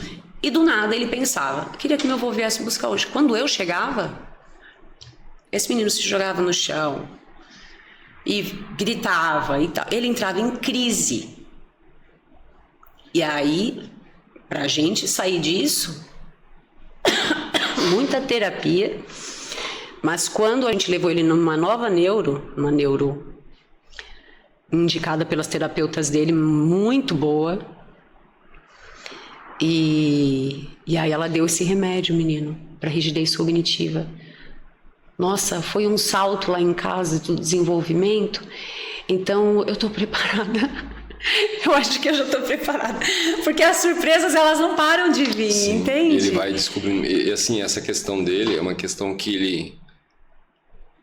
O lado positivo, ele não vê o lado negativo. Não. O lado positivo dele é que ele não vê o lado positivo. Por isso que eu falei, a questão, quando se refere a uma criança assim, como especial, saiba que ele é especial mesmo. Ele não vê o lado negativo. Onde você vê um monte de entulho, ele vê um monte de casa sendo construída. É um olhar diferente. É um olhar diferente, é isso mesmo. É um olhar diferente. É um olhar totalmente diferente. Eles têm mesmo um olhar totalmente diferente. Você sabe que até as figuras, né? Eles fazem exames hoje também com figuras, e dependendo do que você vê na imagem, porque a nossa mente vai no óbvio. Sim. Vai no amplo. A mente dele não vai no óbvio. Ele vê uma coisa na imagem que eu não tinha nem visto que isso estava ali. E tinha uma imagem dentro da imagem. Ele consegue ver isso. Sim. Então é um olhar diferente do mundo. Mas isso eu tô falando com você de um menino que tá no suporte nível 1. O suporte nível 2 e o nível 3 são bem mais difíceis. Bem mais difíceis. Eu não sei agora, não vou me recordar ao certo quantos % que um ser humano normal usa do cérebro. Mas eu sei que, a gente tem tantas surpresas que a gente não explora, tantas surpresas boas que a gente não explora no nosso corpo e na nossa mente, perdão, que a gente nem descobre. Mas eu não sei quantos % que nós usamos o cérebro. Eu sei que é pouco. É pouco. É. O dele é bem mais avançado do que o nosso. Daí que você falou, ele vê coisa que eu não vejo. Vê coisa que eu não vejo. Ele vê coisa que muito adulto inteligente não vê. Porque não é óbvio. Não é óbvio. A mãe deles, a dona Isabel, eu com a minha esposa, a gente foi oficializar, na verdade, nosso casamento acho que foi o ano passado agora. Foi ano passado, a gente foi oficializar. E aí estava nesse processo que a gente estava montando a sociedade junto, todo mundo começando a trabalhar junto aqui, e a dona Isabel foi de babá, né, pra gente. Ela fez o favor de babá para ficar com o Ravi, que era o menorzinho naquela época ali que a gente foi ali. Tá com 2,5 agora, tá com um ano e meio na verdade. E o Ravi não fica com ninguém. Ele não vai com ninguém. A gente sabia, ele morde se fosse o caso, que fosse. E ele pegou e foi com a dona Isabel de cara. Já foi, a dona Isabel colocou ele pra dormir, ele dormiu na hora do casamento, não atrapalhou, a gente achou que ia dar trabalho, não trabalho nenhum. Olha só. E tudo perfeito. Aí saindo dali, a gente foi pra comemoração que a gente fez, que foi só nós e os padrinhos, né? E a dona Isabel foi conosco. E a dona Isabel ficou junto com a gente ali, como da família, né? Que foi pra isso que ela foi, né? Fazer uma gentileza pra gente. Minha esposa conversando com ela, minha esposa é professora, né? Minha esposa conversando com ela, minha esposa descobriu que a dona Isabel conseguia usar os dois lados do cérebro, que é uma coisa quase assim rara. E como que sua esposa descobriu? Foi uma questão do manuseio da mão dela. Sério? Sério. Minha esposa perguntou para a dona Isabel, a senhora sabia que a senhora consegue usar os dois lados do cérebro? Que tanto faz se é sua mão esquerda ou sua mão direita, ou a senhora faz da mesma forma, com a mesma perfeição, com as duas mãos? Aí ela falou, sabia, nunca percebi isso. Olha só. Tô vendo como a gente fala? Ela hoje, né, ela tem já é mãe, né, desses 3 marmanjos aí, e simplesmente ela descobriu uma coisa dessa. Então, quer dizer, nosso corpo, nossa mente tem muita coisa que nós demoramos para descobrir. Sim. No caso do Matheus, ele já descobre tudo com muito mais rapidez conosco. Por isso que eu citei para você no começo da nossa conversa, Einstein. Entendeu? É aquela questão de Einstein. Einstein, o mundo estava caindo do lado dele, ele estava hiperfocado ali, que ele simplesmente que ele ia fazer simplesmente aquilo. E é hiper mesmo. É um hiperfoco mesmo. Lá em casa é João e o pé de feijão. É João e o pé de feijão 24 horas por dia. Então eu tenho que brecar. Então eu sou a mulher do não, né? Eu sou. Não, vamos assistir outra coisa agora. Então aí eu coloco uma outra coisa, senão a cabeça dele não para. Então agora, o que eu fiz com ele? Eu saí com ele no sábado, era o nosso final de semana juntos. Aí levei ele no shopping, ele falou, mãe, me leva na livraria. E ele tem atraso na escrita, tanto que ele tem uma ajuda na psicopedagoga também. E aí levei ele na livraria, ele falou, mãe, eu quero um diário.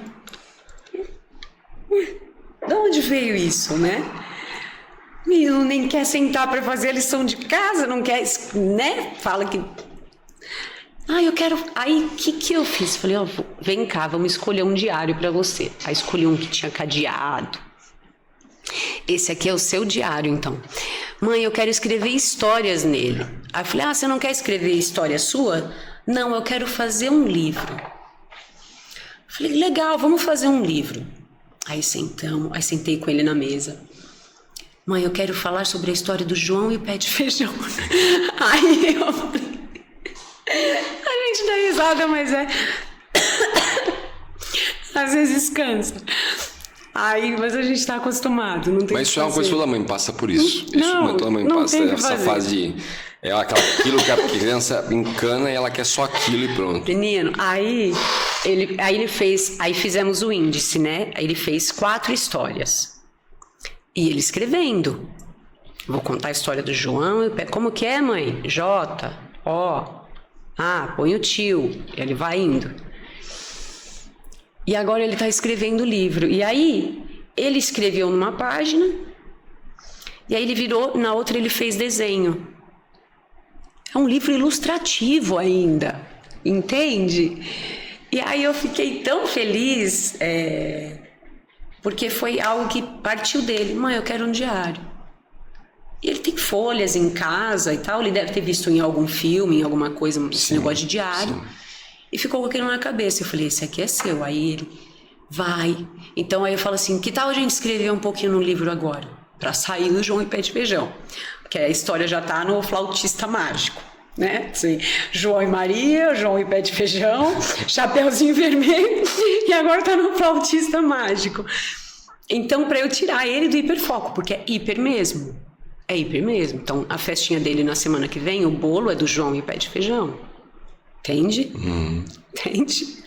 Com certeza. É isso. É sobre isso. Então, assim, tem as coisas que se destacam da qualidade, mas tem também as dificuldades. Como todo mundo. Todo mundo tem isso. Você tem suas coisas boas e suas coisas difíceis. Eu tenho minhas coisas boas, sim, minhas coisas difíceis. Só que a questão é que ele vê o mundo de outra maneira. E eu não quero mudar isso. Mas eu preciso mostrar para ele como é que o mundo vê o mundo. Ele precisa entender isso. Eu não quero transformar meu filho em algo que ele não é. Não, mas ele precisa saber como é que o mundo funciona. Mas ó, você tá falando, e minha mente tá indo longe aqui em relação a isso. Porque você tá falando, a gente tá falando do hiperfoco, né? Você tá citando que ele tem o hiperfoco, tá mostrando as questões que ele faz do hiperfoco. Como eu venho do mundo da mentoria, o que os maiores empresários mais procuram conquistar é o hiperfoco. Olha só como são as coisas. Ele já nasceu abençoado com isso. Porque se você quer ter sucesso em alguma área, você tem que focar, ter o hiperfoco e focar simplesmente naquilo, se dedicar àquilo. Sim. Ayrton Senna foi um excelente piloto, um dos melhores até hoje, até onde eu sei, ninguém superou ele, justamente porque ele tem essa questão do hiperfoco, que era o quê? Era estar concentrado naquilo que ele estava fazendo 100%, estar no presente. Sim. 100%, e ele fazia coisas que outros não faziam. O maior número dos pilotos começava a chover, parava de correr. Sim. Ele continuava a correr. Ele gostava de correr na chuva. A maioria corria com os pneus calibrados, ele ia com o dele murcho. Porque quando tivesse perfeito, foi como eu comentei esse dia, o Fabrício estava comentando, e o Fabrício pegou e ele veio com a bicicleta dele. Eu falei, Fabrício, essa parte da sua bicicleta ele tá errado, né? Ele falou, por quê? Eu falei, tem que ser a parte maior. Ele falou, não é, mas para subir, fica levinho quando eu subo. Eu falei, então, aí que tá o segredo. Se você usa a parte maior, vai ficar mais pesada. A maioria das pessoas que treinam, quando ela vai subir, ela usa a parte mais pesada. Por quê?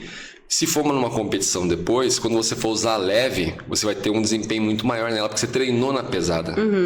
Eram as questões simplesmente que o Ayrton Senna tinha. E é uma coisa que eu falei de hiperfoco, até eu busco, porque o que acontece? Muitas vezes eu falei pra você aqui, ó, tava dando aqui, fazendo um podcast aqui, isso aqui daqui a pouco eu dava me perdi aí que tinha que voltar, entendeu? Então é uma coisa difícil. Você costuma às vezes trabalhar num serviço que nem eu trabalhei em vários ramos. Meu forte na verdade é ser empreendedor. Hoje eu tô mais focado aqui dentro do podcast e nas mentorias. Aí você fala, tá, mas por que você tá falando isso? Porque cansa muito mais, cara. É a cabeça. A pessoa que trabalha muito tempo usando o braço, parte de transporte, isso, aquilo, quando ela vai usar só a cabeça é cansativo. Muito. É cansativo. Aí você imagina a questão dele, hiperfoco. Só que ele já nasceu abençoado com isso. Só que um adulto querer conquistar isso, você não tem noção como é cansativo para ele chegar nisso. Eu imagino. É muito cansativo para ele chegar nisso. Cansativo e não são todos que conseguem. E não são todos que conseguem. E não são todos que conseguem. Eu, por exemplo, sou bem... eu não sou organizada. Não sou uma pessoa... Eu sou 880. Eu sou 100% organizado ou 100% bagunçado. Sempre fui assim. Sério? Juro. 880. Eu sou intensa também. Você é intenso, né? É uma intensidade tanto pro sim quanto pro não. Sim. Sim, não. Sim. O que eu tava falando? Eu tava falando dessa questão de ser essa questão de muito organizada e ter desorganizada. Então eu preciso me organizar. Então eu tô numa fase da vida que eu tô readaptando tudo na minha cabeça, vendo como que eu vou reagir a certas coisas e trazendo essa organização para dentro de mim. Não é fácil, porque eu não sou assim, mas eu vou ter que aprender. Imagino a questão do hiperfoco que você estava falando. Para a pessoa conquistar, deve ser bem difícil. Eu imagino o quanto que você aprende com ele todos os dias. Isso que eu te falei do hiperfoco agora. Eu tenho certeza que é uma coisa que você vai começar a ficar atenta a ele e você sabe que é uma coisa que vai te beneficiar naquilo que você faz. Você tá vendo como que às vezes, as pessoas acham que... É por isso que eu falo, filho é uma bênção. E é uma bênção mesmo. Filho você aprende muitas coisas com ele. Muito. É como eu acabei de falar para você. Isso que ele tem, Lígia, eu vejo muitos empreendedores querendo conquistar o sucesso através do hiperfoco. Eles lutam para ter isso. Então, quer dizer, é uma coisa que você já vai chegar na sua casa, você vai ficar atenta. Peraí, como é que o Matheus faz? Eu vou começar vou acompanhar o Matheus. Muitas vezes você vai perguntar as coisas para ele. É igual eu estava te falando da minha filha, da Maitê. A Karina ensinou ela a usar o Canvas para ela fazer alguns trabalhos. Ensinou o básico. Só que a Maitê, graças a Deus, não só a Maitê, todos os nossos filhos são muito estudiosos. Né? Eles são educados em casa, nós praticamos homeschool, e tudo é educação por princípios. Legal. Então são muito estudiosos. Então ela vai muito além. Você fala para ela, faz isso, daqui a pouco terminou o livro. Lê essas 3 páginas, na hora que você viu, terminou o livro. Então, graças a Deus, são muito estudiosos, somos abençoados com isso. A Karine ensinou o básico para ela, né? E quando nós fomos ver, a Maitê estava tipo assim, num nível lá na frente já do Canvas. A ponto de o Fabrício, que é o nosso cérebro aqui do podcast, olhar e falar, caramba, né? Ela veio dar uma entrevista pra gente aqui, ela e o Noah. E aí vieram os dois faz parte do projeto Crianças Empreendedoras também, né? Aí veio os dois da entrevista, o Fabrício falou, caramba, Anderson, ela entende do Canvas? Ela entende Canvas? Eu falei, entende. Ele falou, cara, legal, bacana. Aí o Fabrício passou algumas coisas para ela, para que ela estudasse, né? Para ela começar a estudar. Então, quer dizer, daqui uns dias ela vai estar aqui com a gente, trabalhando. Sim. Esses dias ela perguntou uma pergunta. Eles são rápidos, né? É uma geração... Pois é.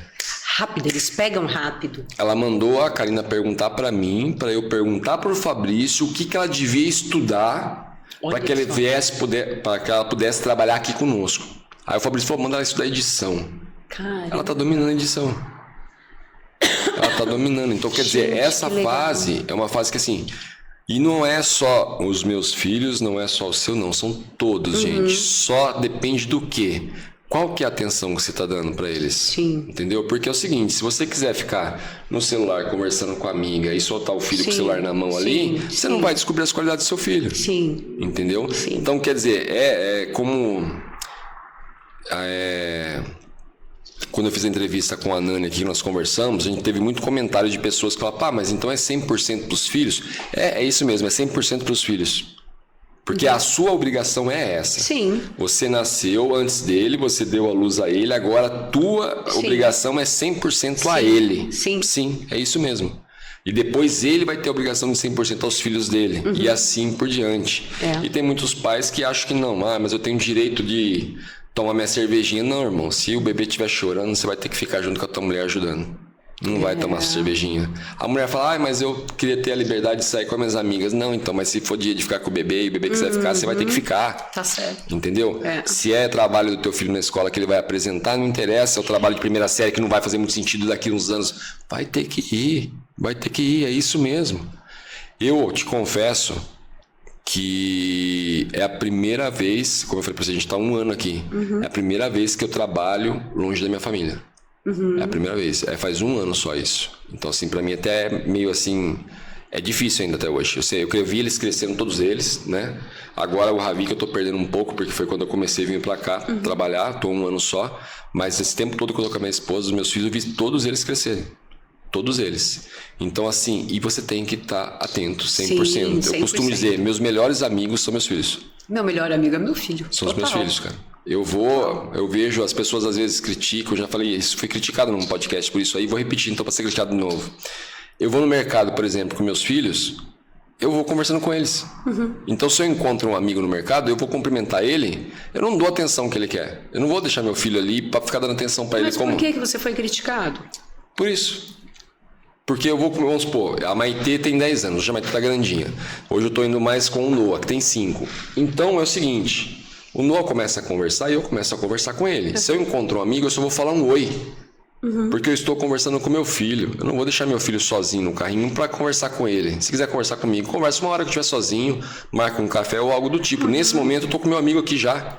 Tô acompanhado, entendeu? Legal, eu tô de repente aqui, ó, tô aqui entrevistando você. Certo? Aí vão vir alguém aí me chamar. Não vou sair, eu tô entrevistando aqui, calma aí, não vou. Então, quer dizer, é com o seu filho, é a mesma coisa com o filho. E você vê muitos pais, às vezes, que é o seguinte: tá lá o filho brincando no carrinho de compra, assim, como se fosse um produto que ele comprou também na prateleira, e ele conversando com o amigo. Sim. E como vai ser o churrasco de final de semana? Pai, eu falo pais, mas é a mãe, o pai, tudo assim. Então, pra mim, assim. Gente, cada um faz do jeito que quer, mas eu não sei como você pode ter teu melhor amigo do teu lado ali. Sim. E você simplesmente não tá conversando. Sim. Acho que foi o terceiro podcast que nós fizemos aqui. Foi um amigo meu que veio, mandar um beijão pra ele, o Tiagão. Thiago se deslocou 12 horas de viagem para vir até aqui, dar um podcast para nós. Que legal. E foi uma época que nós não tínhamos nem entrevistado, ninguém para entrevistar, na verdade. E ele veio dar uma força pra gente. Ele tem uma história fantástica. Que o Thiago, ele passou um momento de crise na vida dele, a qual ele quebrou. E a esposa teve com ele junto o tempo todo ali, do lado dele. E quando ele conseguiu levantar novamente e prosperar, a esposa acabou falecendo de câncer. Meu Deus. E ele pegou todo esse processo. Então a história dele é uma história bem, né, triste. E ele contou um negócio pra mim aqui que marcou, eu nunca mais esqueci. Porque ele falou que no começo, ele falou que ele aprendeu a ser homem e pai com a esposa. Antes dela falecer, ela ensinou ele a ser esse pai que ele é hoje. Porque ele disse que um dia ele tinha muito as atitudes de moleque, de sair para ir num bar tomar uma cerveja, isso, aquilo. E um dia eu acho que ele tava distraído, brincando, jogando num videogame, alguma coisa, não me recordo o que ele falou no dia. E a esposa dele chegou nele e falou assim: cara, como você consegue? Ele falou, o que eu fiz de errado? Não, como que você consegue estar aí perdendo tempo com isso e o teu melhor amigo ali do seu lado ali, e você não tá ali trocando ideia com ele? Aí ele falou que deu um estalo na vida dele, que tipo, mudou a vida dele, que daquele dia pra frente, eu acho que a criança tinha 5 anos ainda nessa época, dali pra frente ele não descola mais do filho dele. Quando a esposa faleceu, quem foi o melhor amigo? O filho. Olha Esses só. dias eu liguei pra ele que eu precisava ver alguma coisa com ele. Ele falou, cara, ele tava aqui em São Paulo. Ele é lá do lado de Balneário Camboriú, longe pra caramba, se não me engano. É lá pra aquele lado lá mesmo que ele mora. E ele falou, cara, eu tô aqui em São Paulo, que eu vim trazer meu filho pra jogar bola, jogar futebol, porque ele vai jogar aqui. O filho dele tá com 10 agora, acho que 10 ou 12, se não me engano. Mas ele vai mudar pra cá com o filho? Não, ele trouxe o filho pra jogar bola. Ele largou tudo lá, largou a empresa, largou tudo e veio só pra trazer o filho pra jogar bola. Porque não deixou. Quando a esposa mostrou dessa forma pra ele que era o melhor amigo dele, foi o filho dele que apoiou ele quando ele perdeu a esposa. Foi o filho dele que alegrou ele todos os dias, como ele me falou. Foi o filho dele que deu pra ele novos olhos pra ele olhar e falar, pai, a vida continua. A vida continua. Então, assim, eles têm uma ligação muito forte. Você falou uma frase agora, essa frase, nossa, me deu um déjà vu aqui, porque eu falava muito essa frase. Quando eu cheguei no médico para operar a questão dos nervos, tentar religar, né? Porque, assim, não era para eu ter movimento nenhum, eu ainda tenho movimento, não era para ter nada. Esse braço aqui, ele tava já solto, porque não tinha mais músculo, então ficava um osso, então usava antipoia. Sim. E com 3 meses depois do acidente, eu tinha que fazer essa cirurgia. Entre 3 e 6 meses era o prazo, por causa dos nervos. Então, ele tirou nervo do meu corpo inteiro, 4 de cada panturrilha, tirou dessa mão, são nervos que não fazem tanta diferença. Sim. Enxertou, tenho bastante cicatriz, glória a Deus. Enxertou, e aí eu comecei a fazer fisioterapia, fiz 3 anos de fisioterapia para começar a ter um movimento pequeno do braço. E aí mais fisioterapia quando eu vi o movimento. É igual quando a gente vai para academia e vê alguma respostinha, você vai mais, você quer mais, né? E Isso ele falou pra mim. Isso o doutor falou pra mim, doutor Jaime. Ele olhou pra mim e falou assim, Lídia, a vida continua. Nunca se esqueça disso. Não porque eu tava reclamando nada, mas ele era um cara tão pra frente que ele falava, a vida continua, tá? E é justamente isso. Essa palavra, nossa, essa frase me lembrou agora desse momento. E é justamente isso. E eu falo, todo dia que você acorda, quando você olha teu filho, você lembra dessa frase, porque imagine se você não tivesse acordado e acreditado que a vida continua, porque o acidente foi antes dele. Foi antes dele nascer. Entendeu? Sim. Então, assim, você não teria... É o que eu falo. Nada é à toa. Deus não faz... Tudo de Deus é perfeitinho. É aquela questão que você vai levantar, você vai acordar, você vai olhar ele e falar, bom, aquela frase que o médico falou lá atrás. Como eu te contei sobre a questão da história do podcast aqui, depois de anos, Deus me lembrar e falar assim, esse era o projeto da gaveta. Esse era o projeto da gaveta. Nós estávamos falando de tempo, né? Agora no começo, antes de a gente começar aqui, como você falou, como o tempo é valioso. E realmente eu aprendi muita coisa sobre que é o bem mais precioso do mundo, é o tempo, com várias pessoas que vieram aqui. Cada um que veio aqui me dava uma visão diferente disso. Eu costumo dizer, já falei várias vezes e vou falar para reforçar. Eu tive numa igreja, eu caía muito para mim na passagem uma passagem que foi para Salomão, onde Deus fala para ele que vou te dar sabedoria, riqueza, bens e honra, né? E caiu essa passagem para mim, fui conversar com o pastor um dia e ele falou, cara, isso é promessa. Pô, eu me apeguei àquilo, tomei posse. Eu falei, pô, bacana, tomei posse. E eu lembro que eu ficava questionando Deus, falava, pô, Deus, vem cá, você falou para mim que é sabedoria, riqueza... sabedoria, conhecimento, riqueza, bens e honras. Sabedoria e conhecimento, sou muito abençoado todos os dias, isso, aquilo. Mas assim, eu acho que a riqueza, bens e honras não está correspondente à de Salomão, como falam, né? E eu falava muito isso com Deus, eu conversava muito dessa forma, falando com Deus. E aí, quando eu comecei a fazer o podcast aqui, tô um dia conversando com um amigo aqui que veio dar um podcast para mim, e na hora eu falei para você que tem muitas vezes que dá um branco, mas eu tô pensando. Me deu esse boom, pum! Qual que é a maior riqueza do mundo? Falei, tempo. O que essas pessoas estão vindo fazer aqui? Te dá o tempo. Entendeu? Que nem ele tinha acabado de sair lá de São Paulo para vir para cá, para dar o tempo dele para mim. Aí eu comecei a falar, cara, pois é, eu sou milionário com essas pessoas fazendo isso, pessoa viajando, como eu falei do Thiago agora, no começo, Thiago, vem aí, dá uma força pra gente, viajou 12 horas pra me dar uma força pra gente, pessoal da família Lira, acabando de sair do evento, cansado de uma semana, vieram aqui, ficaram um tempão com a gente, dando o tempo deles, então isso é questão, assim, é coisa pra milionário. Entendeu? Eu tive uma outra pessoa aqui, um grande pastor, o César Zanoni, não sei se você conhece o César, um cara maravilhoso, ex-morador de rua, que hoje é multimilionário. O César veio aqui e me deu uma visão sobre a questão de tempo que a gente estava conversando, que ele falou do dízimo. Ele falou, Anderson, o dízimo não é, na verdade, o que acontece, não é o quanto você dá, é o tempo, porque veja só, se você trabalha registrado numa empresa CLT e, por exemplo, você ganha R$20 a hora e você vai depois lá simplesmente doar o seu dízimo e assim não é tão grande o seu dízimo, mas quantas horas você vendeu para dar o dízimo? Ele falou, então Deus não está olhando o valor, Deus está olhando quanto tempo você se dedicou para ir lá honrá-lo. Então, assim, eu tive muitas dessas viradas de questão de tempo. Por isso que hoje eu falo, eu não tô mais na fase de perder tempo. Sim. Porque eu falei hoje, tava comentando com o Fabrício, falei, eu odeio fofoca. E é com fofoca do meu lado. Eu brigo mesmo, eu saio fora, eu não quero conversa, eu odeio mesmo fofoca. Sim.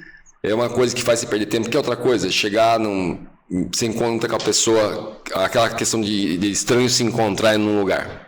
Você está no ponto de ônibus, por exemplo, ou parou ali para esperar um táxi, alguma coisa, tem outro do lado. Então, será que vai chover? Nossa, na mesma hora nem respondo. E não é ser mal educado. Eu nem respondo, eu cara. Eu também sou assim, às vezes. Eu consigo colocar para fora esse meu lado. Sabe por quê? Você não pode começar uma conversa diferente. Opa, tudo bem? Como você está? Você está indo para onde? Eu estou indo para tal lugar, você trabalha com isso? Pô, de repente eu já descubro com que você trabalha, entendeu? De repente você é cantora, o Anderson toca violão, vocês faz uma questão de uma parceria e dali simplesmente vira uma banda. Não é uma conversa mais produtiva? Sim. Porque você lá, será que vai chover? Pô, e o Palmeiras ontem? Ou e não sei o que ontem? Nada contra os times. A gente tem que entender também que as pessoas não têm essa mente, né? Só que assim, eu não tô falando na verdade nada. Lógico que as pessoas às vezes... O repertório é mais amplo, é isso que eu quero dizer. Lógico que às vezes as pessoas fazem isso pra puxar uma conversa com você. Sim. Mas tem pessoas que esticam na abobrinha. Sim. E aí você é obrigado a continuar naquela abobrinha. Sim. Entendeu? Mas daí é só dar um corte. É esse que eu quis falar, que eu quis dizer, na verdade. Esse tempo que hoje eu vejo que não... Nossa, você viu fulano que aconteceu na mesma hora? Não vi. Não, eu também não gosto de mesa de fofoca, não gosto. Não compactuo. Como fala outra coisa que eu odeio, questão de anúncio de jornal. Nossa, você viu ontem que aconteceu não sei aonde, não sei. Eu falei, não vi, cara, não assisto televisão. Sério? Eu falei, não. Eu lembro que uma vez eu tava na roda de amigos, todo mundo falando do Big Brother. E eu fiquei quieto, abri a boca. Eu também. E todo mundo fala aqui. E aí, você viu? Eu falei, cara, nem sei o que. Nem que é isso, nem sei quem tá lá, nem sei que. Como assim? Eu falei, não sei, cara. Não sei. Uma coisa que as pessoas acham, ficam bravas comigo, me criticam demais, por isso é a questão que assim. Meu, que time você torce? Eu falo, nenhum. Como assim? Eu falo, não gosto. Você não torce para nenhum time? Não. Você não é corintiano? Não. Não torço para nenhum time. Absurdo, Fabrício. Que time você torce, Fabrício? O Fabrício acho que não torce também para time nenhum. Também? Eu não torço para nenhum time, aí eu não sou aquele cara que assiste o jogo. Por quê? Tem algum porquê ou você não gosta? Porque eu não gosto. Isso, eu não beleza. gosto, sou sincero, não gosto. Beleza. Aí a pessoa fala, pô, mas como assim? Eu nunca vi um brasileiro não gostar de futebol? Eu falo, deixa, let it be. Eu não deixa gosto. ele ser quem ele é. Aí a pessoa, eu tava comentando com o Daniel Brunet tava aqui com a gente, eu comentando com o Daniel, até o Daniel ficou abismado, falou, pô, que isso, gente, deve ter algum bloqueio, eu vou descobrir até o final do programa, vou descobrir o bloqueio dele. Eu falei, não, Daniel, não curto mesmo. Mas eu não curto assistir, reunir pra assistir futebol, isso aquilo. Mas praticar o esporte em si, eu amo. Chamar Anderson, vamos jogar bola? Vamos, na hora, vamos jogar bola. Uma coisa que a gente devia normalizar era respeitar o coleguinha, né? Por exemplo, você não gosta. Sim. Tá tudo bem, gente. Ele não gosta. Eu não gosto de... nem sei dizer agora. Essas puxadas de conversa aí do nada, eu também não gosto muito, não. Eu sou uma pessoa mais reservada. Eu acho somos famosos chatos, né? Eu acho que quem me conhece através da internet, da música, acha que eu sou muito extrovertida e eu não sou. Eu sou uma pessoa mais analítica, dos temperamentos, eu acho que eu sou melancólica.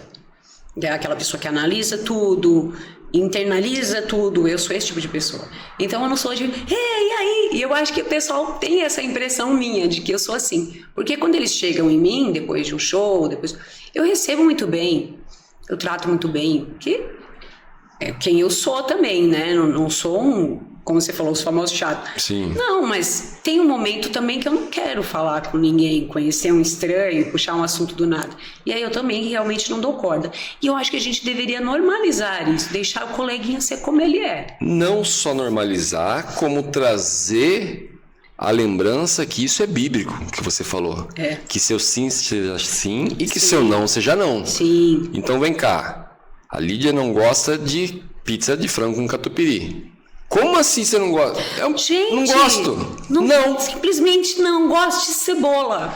Tem gente que come cebola. Pronto, e aí? E eu não gosto. Então as pessoas assim, como você falou, vamos respeitar o coleguinha. O Anderson não gosta de assistir futebol. Tá tudo não gosta. Bem. Não então, gosto. Mas esse olhar meu foi um olhar que veio depois do diagnóstico do meu filho. Que é o verdadeiro sim e o verdadeiro não, como devíamos ser, porque ele não tem essa questão de filtro, de se preocupar se a mamãe vai ficar chateada que eu não gosto dessa comida. Exatamente. Você vai oferecer aquela comida para ele, se ele não gosta, não, mãe, essa não. Entendeu? Como eu falei, eles veem só o lado positivo das coisas, são decididos, têm um hiperfoco e é isso que eu falo, por isso que eu falo para você, são qualidades que hoje as pessoas que querem ter uma alta performance, que querem ter excelência, estão buscando, entendeu? Tem muita gente aí que não tem coragem de falar não. Eu não vou falar pro meu amigo que me chamou para ir naquela festa chata que eu não quero ir, eu prefiro ir na igreja, eu prefiro ir simplesmente ficar em casa lendo um livro. Não, porque eu vou magoar ele, o que ele vai pensar de mim? Cara, não tá afim, não vai. Mas a gente só aprende isso aí com maturidade, né? Então, nós com essa idade, passando do 40, aprendendo isso, e tá lá o Matheus com 9, já sabendo isso e dando show. Entendeu? Por isso que eu falei, qual que é o ser humano ideal? A gente procura ser o ser humano ideal, mas qual que é o ser humano ideal? Porque eu tô vendo os adultos procurando fazer isso, entendeu? Coisas que simplesmente as crianças estão nascendo fazendo já. Sim. Então, assim... Gente, a gente é da época do disco. Do disco. Vinil. Não tinha CD. Essa geração não viu nem o CD. Não viu nem o CD. Gente, a gente tinha o pendrive. Não era pendrive, aquela que a música era... Primeiro tinha o Discman. Sim, primeiro Discman. era o toca-fitas. Calma aí, não, você já tá no Discman, você tá muito avançado. Teve primeiro o Walkman, né? Que era com fita. Então, tem com fita. E depois veio o Discman, que era com disco. E depois veio o que você podia gravar, passar do computador. Foi. Gente, é uma evolução. E hoje a gente tem no celular. Eu tô dando risada porque eu não ouvi esses dias um Discman lá na nossa casa lá que eu trouxe, levei lá. Ele falou, pai, o que é isso? É um robô? Eu falei, não, porque ele assiste muito robô, né? Ele falou, o que isso faz, pai? Eu falei, toca música. Eu falei, como assim, pai? Eu falei, toca música, igual o celular toca, isso, aquilo, toca música. Mas como que é? Eu falei, coloca esses disquinhos assim aqui, isso, aquilo, não sei o quê. Ele ficou olhando meio assim, eu falei, filho, isso aqui é da época dos antigos, isso aqui, entendeu? O telefone de discar ainda foi, Batia na pedra e tal. Batia na pedra, isso, aquilo. Lídia, sabe uma coisa que eu ia te perguntar agora, falar? Porque você deu vários toques bacanas aqui, principalmente eu tenho certeza que muitas mães vão ver as coisas de uma maneira diferente, muitas pessoas que se achavam ter alguma limitação vão ver o mundo de uma forma diferente. Tomara, né? Com certeza, pode ter certeza. Esse programa que eu falo, esse programa aqui, ele é específico para tirar a escama dos olhos das pessoas e transformar a vida delas. E eu acredito que hoje vai ter muita transformação do outro lado lá. Uma coisa que eu queria que você dividisse conosco, como eu falei que eu também tive essa questão, é a questão do pânico. Você chegou a sofrer de síndrome do pânico. Sim. Como foi a tua experiência quando você teve e como você viu a hora que você deixou de ter isso? Porque eu acredito muito assim...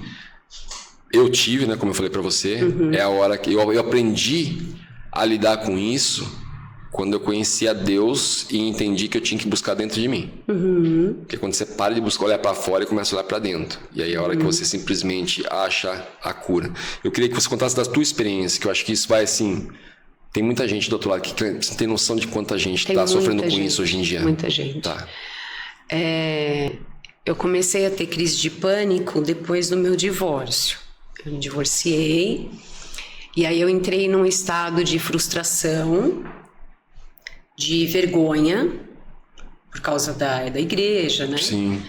E frustração pela minha vida mesmo, daquele objetivo não dar certo. Então eu entrei num estado muito ruim, eu fiquei depressiva. E eu comecei a ter crise de pânico, achava que ia morrer, o coração parecia que ia sair pela boca. Sim. Então teve episódios de eu ter que deitar no chão para sentir o chão, para voltar a respiração. Então foi um período bem difícil para mim. Foi um período mais difícil depois da separação, foi mais difícil para mim do que lidar com um acidente lá atrás. Com o acidente lá atrás, eu trabalhava com fatos físico. Pá, eu tenho para onde ir. E quando eu comecei a ter depressão, ataque de pânico, crise de ansiedade, tudo isso eu tive. Tudo junto. Eu conheço todos os psicossomáticos, não por estudar, porque eu tive todos eles. Todos. A pessoa falar que tá tendo alguma coisa, é ansiedade. Pra dar uma relaxada, isso é aquilo que passa. E aí só que aí eu não conseguia mais nem trabalhar, eu tive que fechar minhas agendas, porque chegou uma fase que eu chegava na porta da igreja que eu ia cantar, ministrar, e eu tinha uma crise. E eu começava a berrar, a chorar dentro do carro.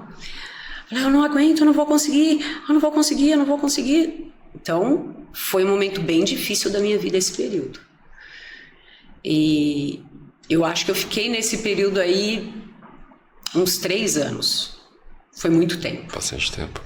Foi muito tempo. Porque eu precisava de um... E eu não sabia que eu precisava de uma virada de chave.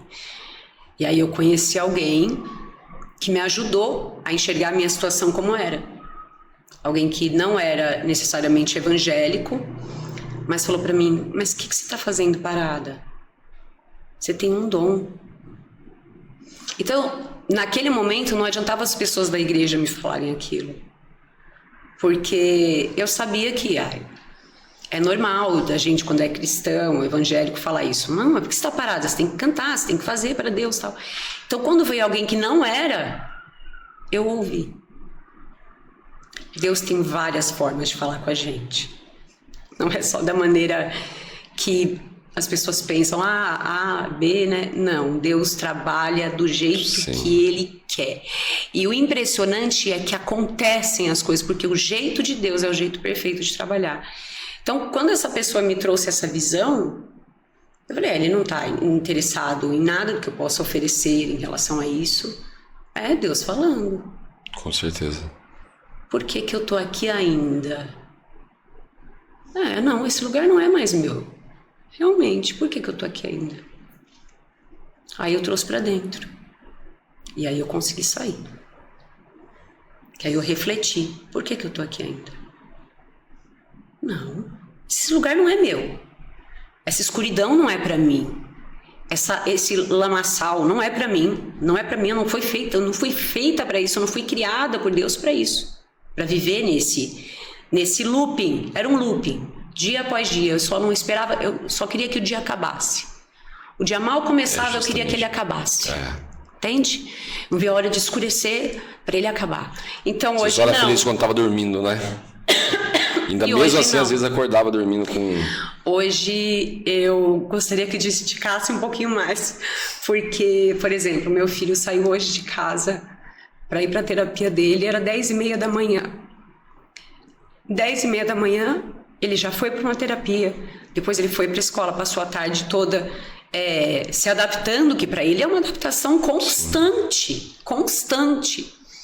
E ele saiu da escola e foi para mais 2 terapias. Então, ele saiu de casa... Desculpa, eu vou ficar emocionada.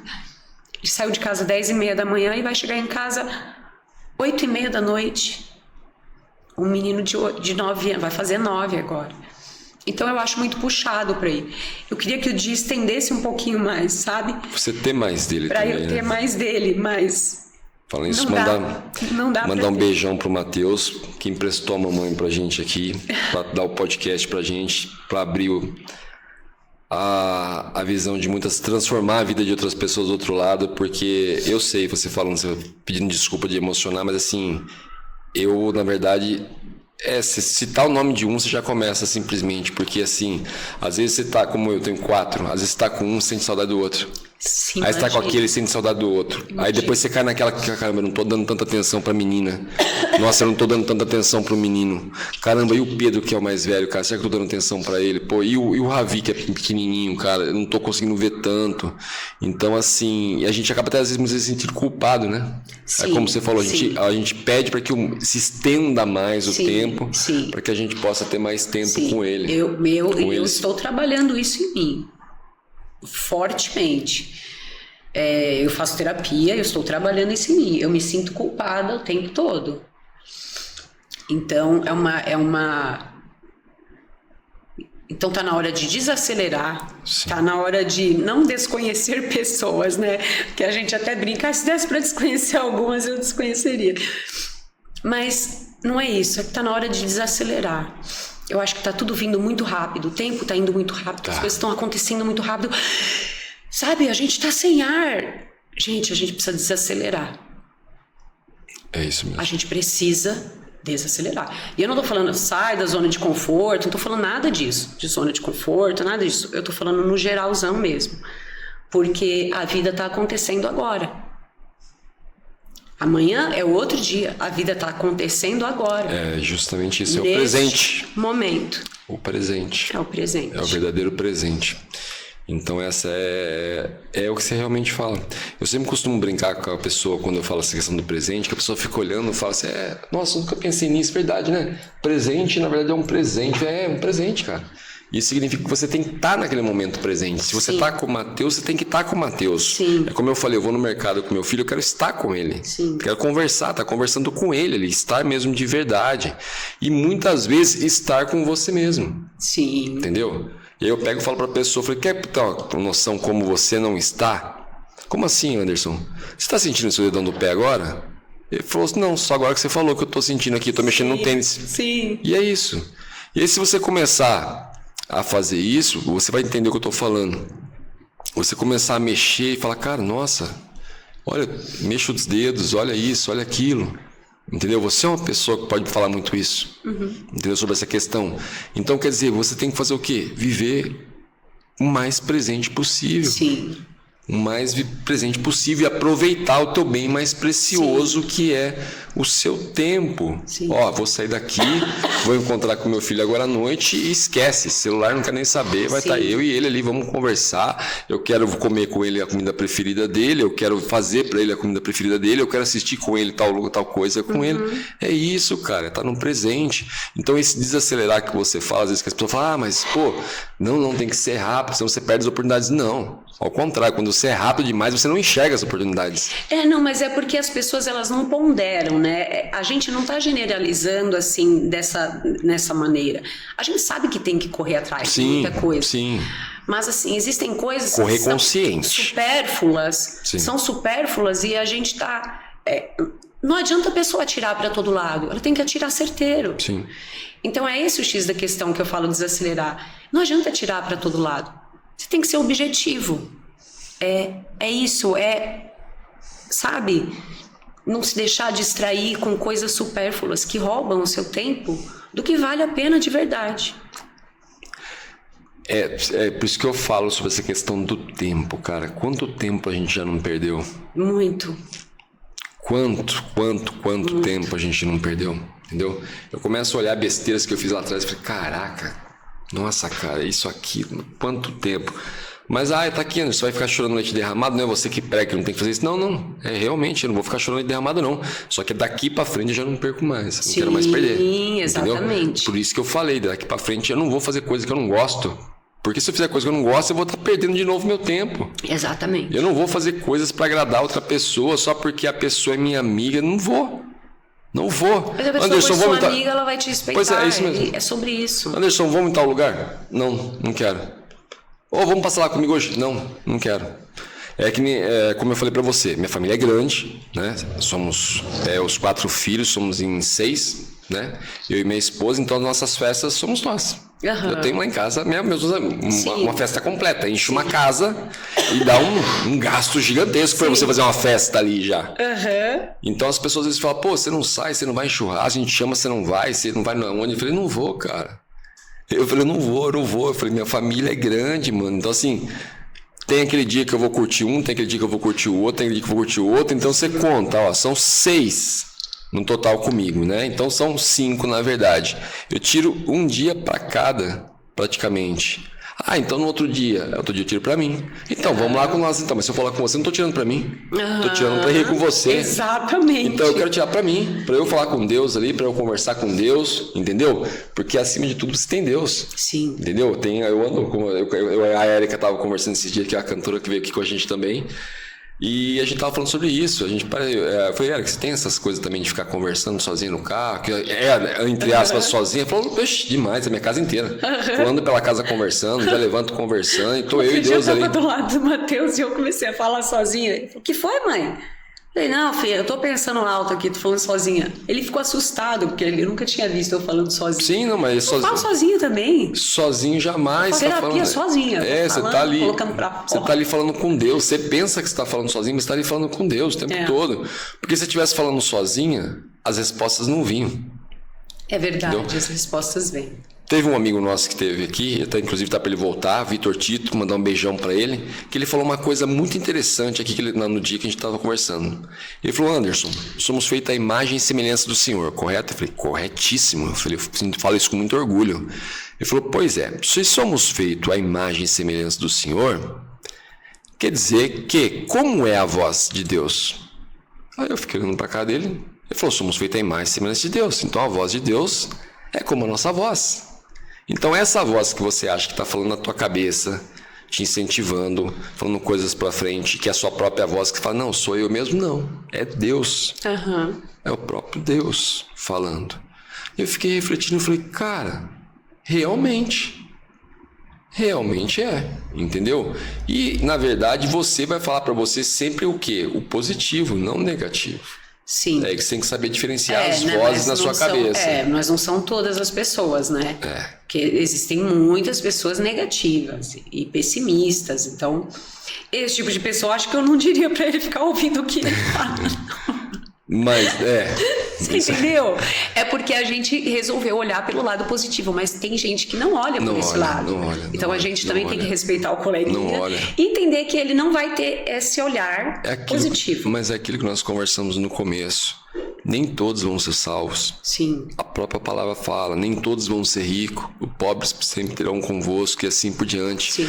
Então, sim, realmente, a gente tem que respeitar o coleguinha. Se ele escolheu, eu quero ir lá para baixo. Só a gente não ir junto. Eu quero ir lá para baixo, lá, então, meu querido, vá. Não vou falar para você ir com Deus, que não é com ele que você vai, então vá e boa sorte, entendeu? Eu quero plantar aqui, esse negócio aqui, não... Boa sorte. Só espere o fruto depois. Que não vai plantar abacaxi e colher morango jamais. Se acontecer isso um dia, eu quero que venham aqui me mostrar, porque eu nunca vi. Gente, se deixar aqui, a gente vai ter mais umas 2 horas aqui.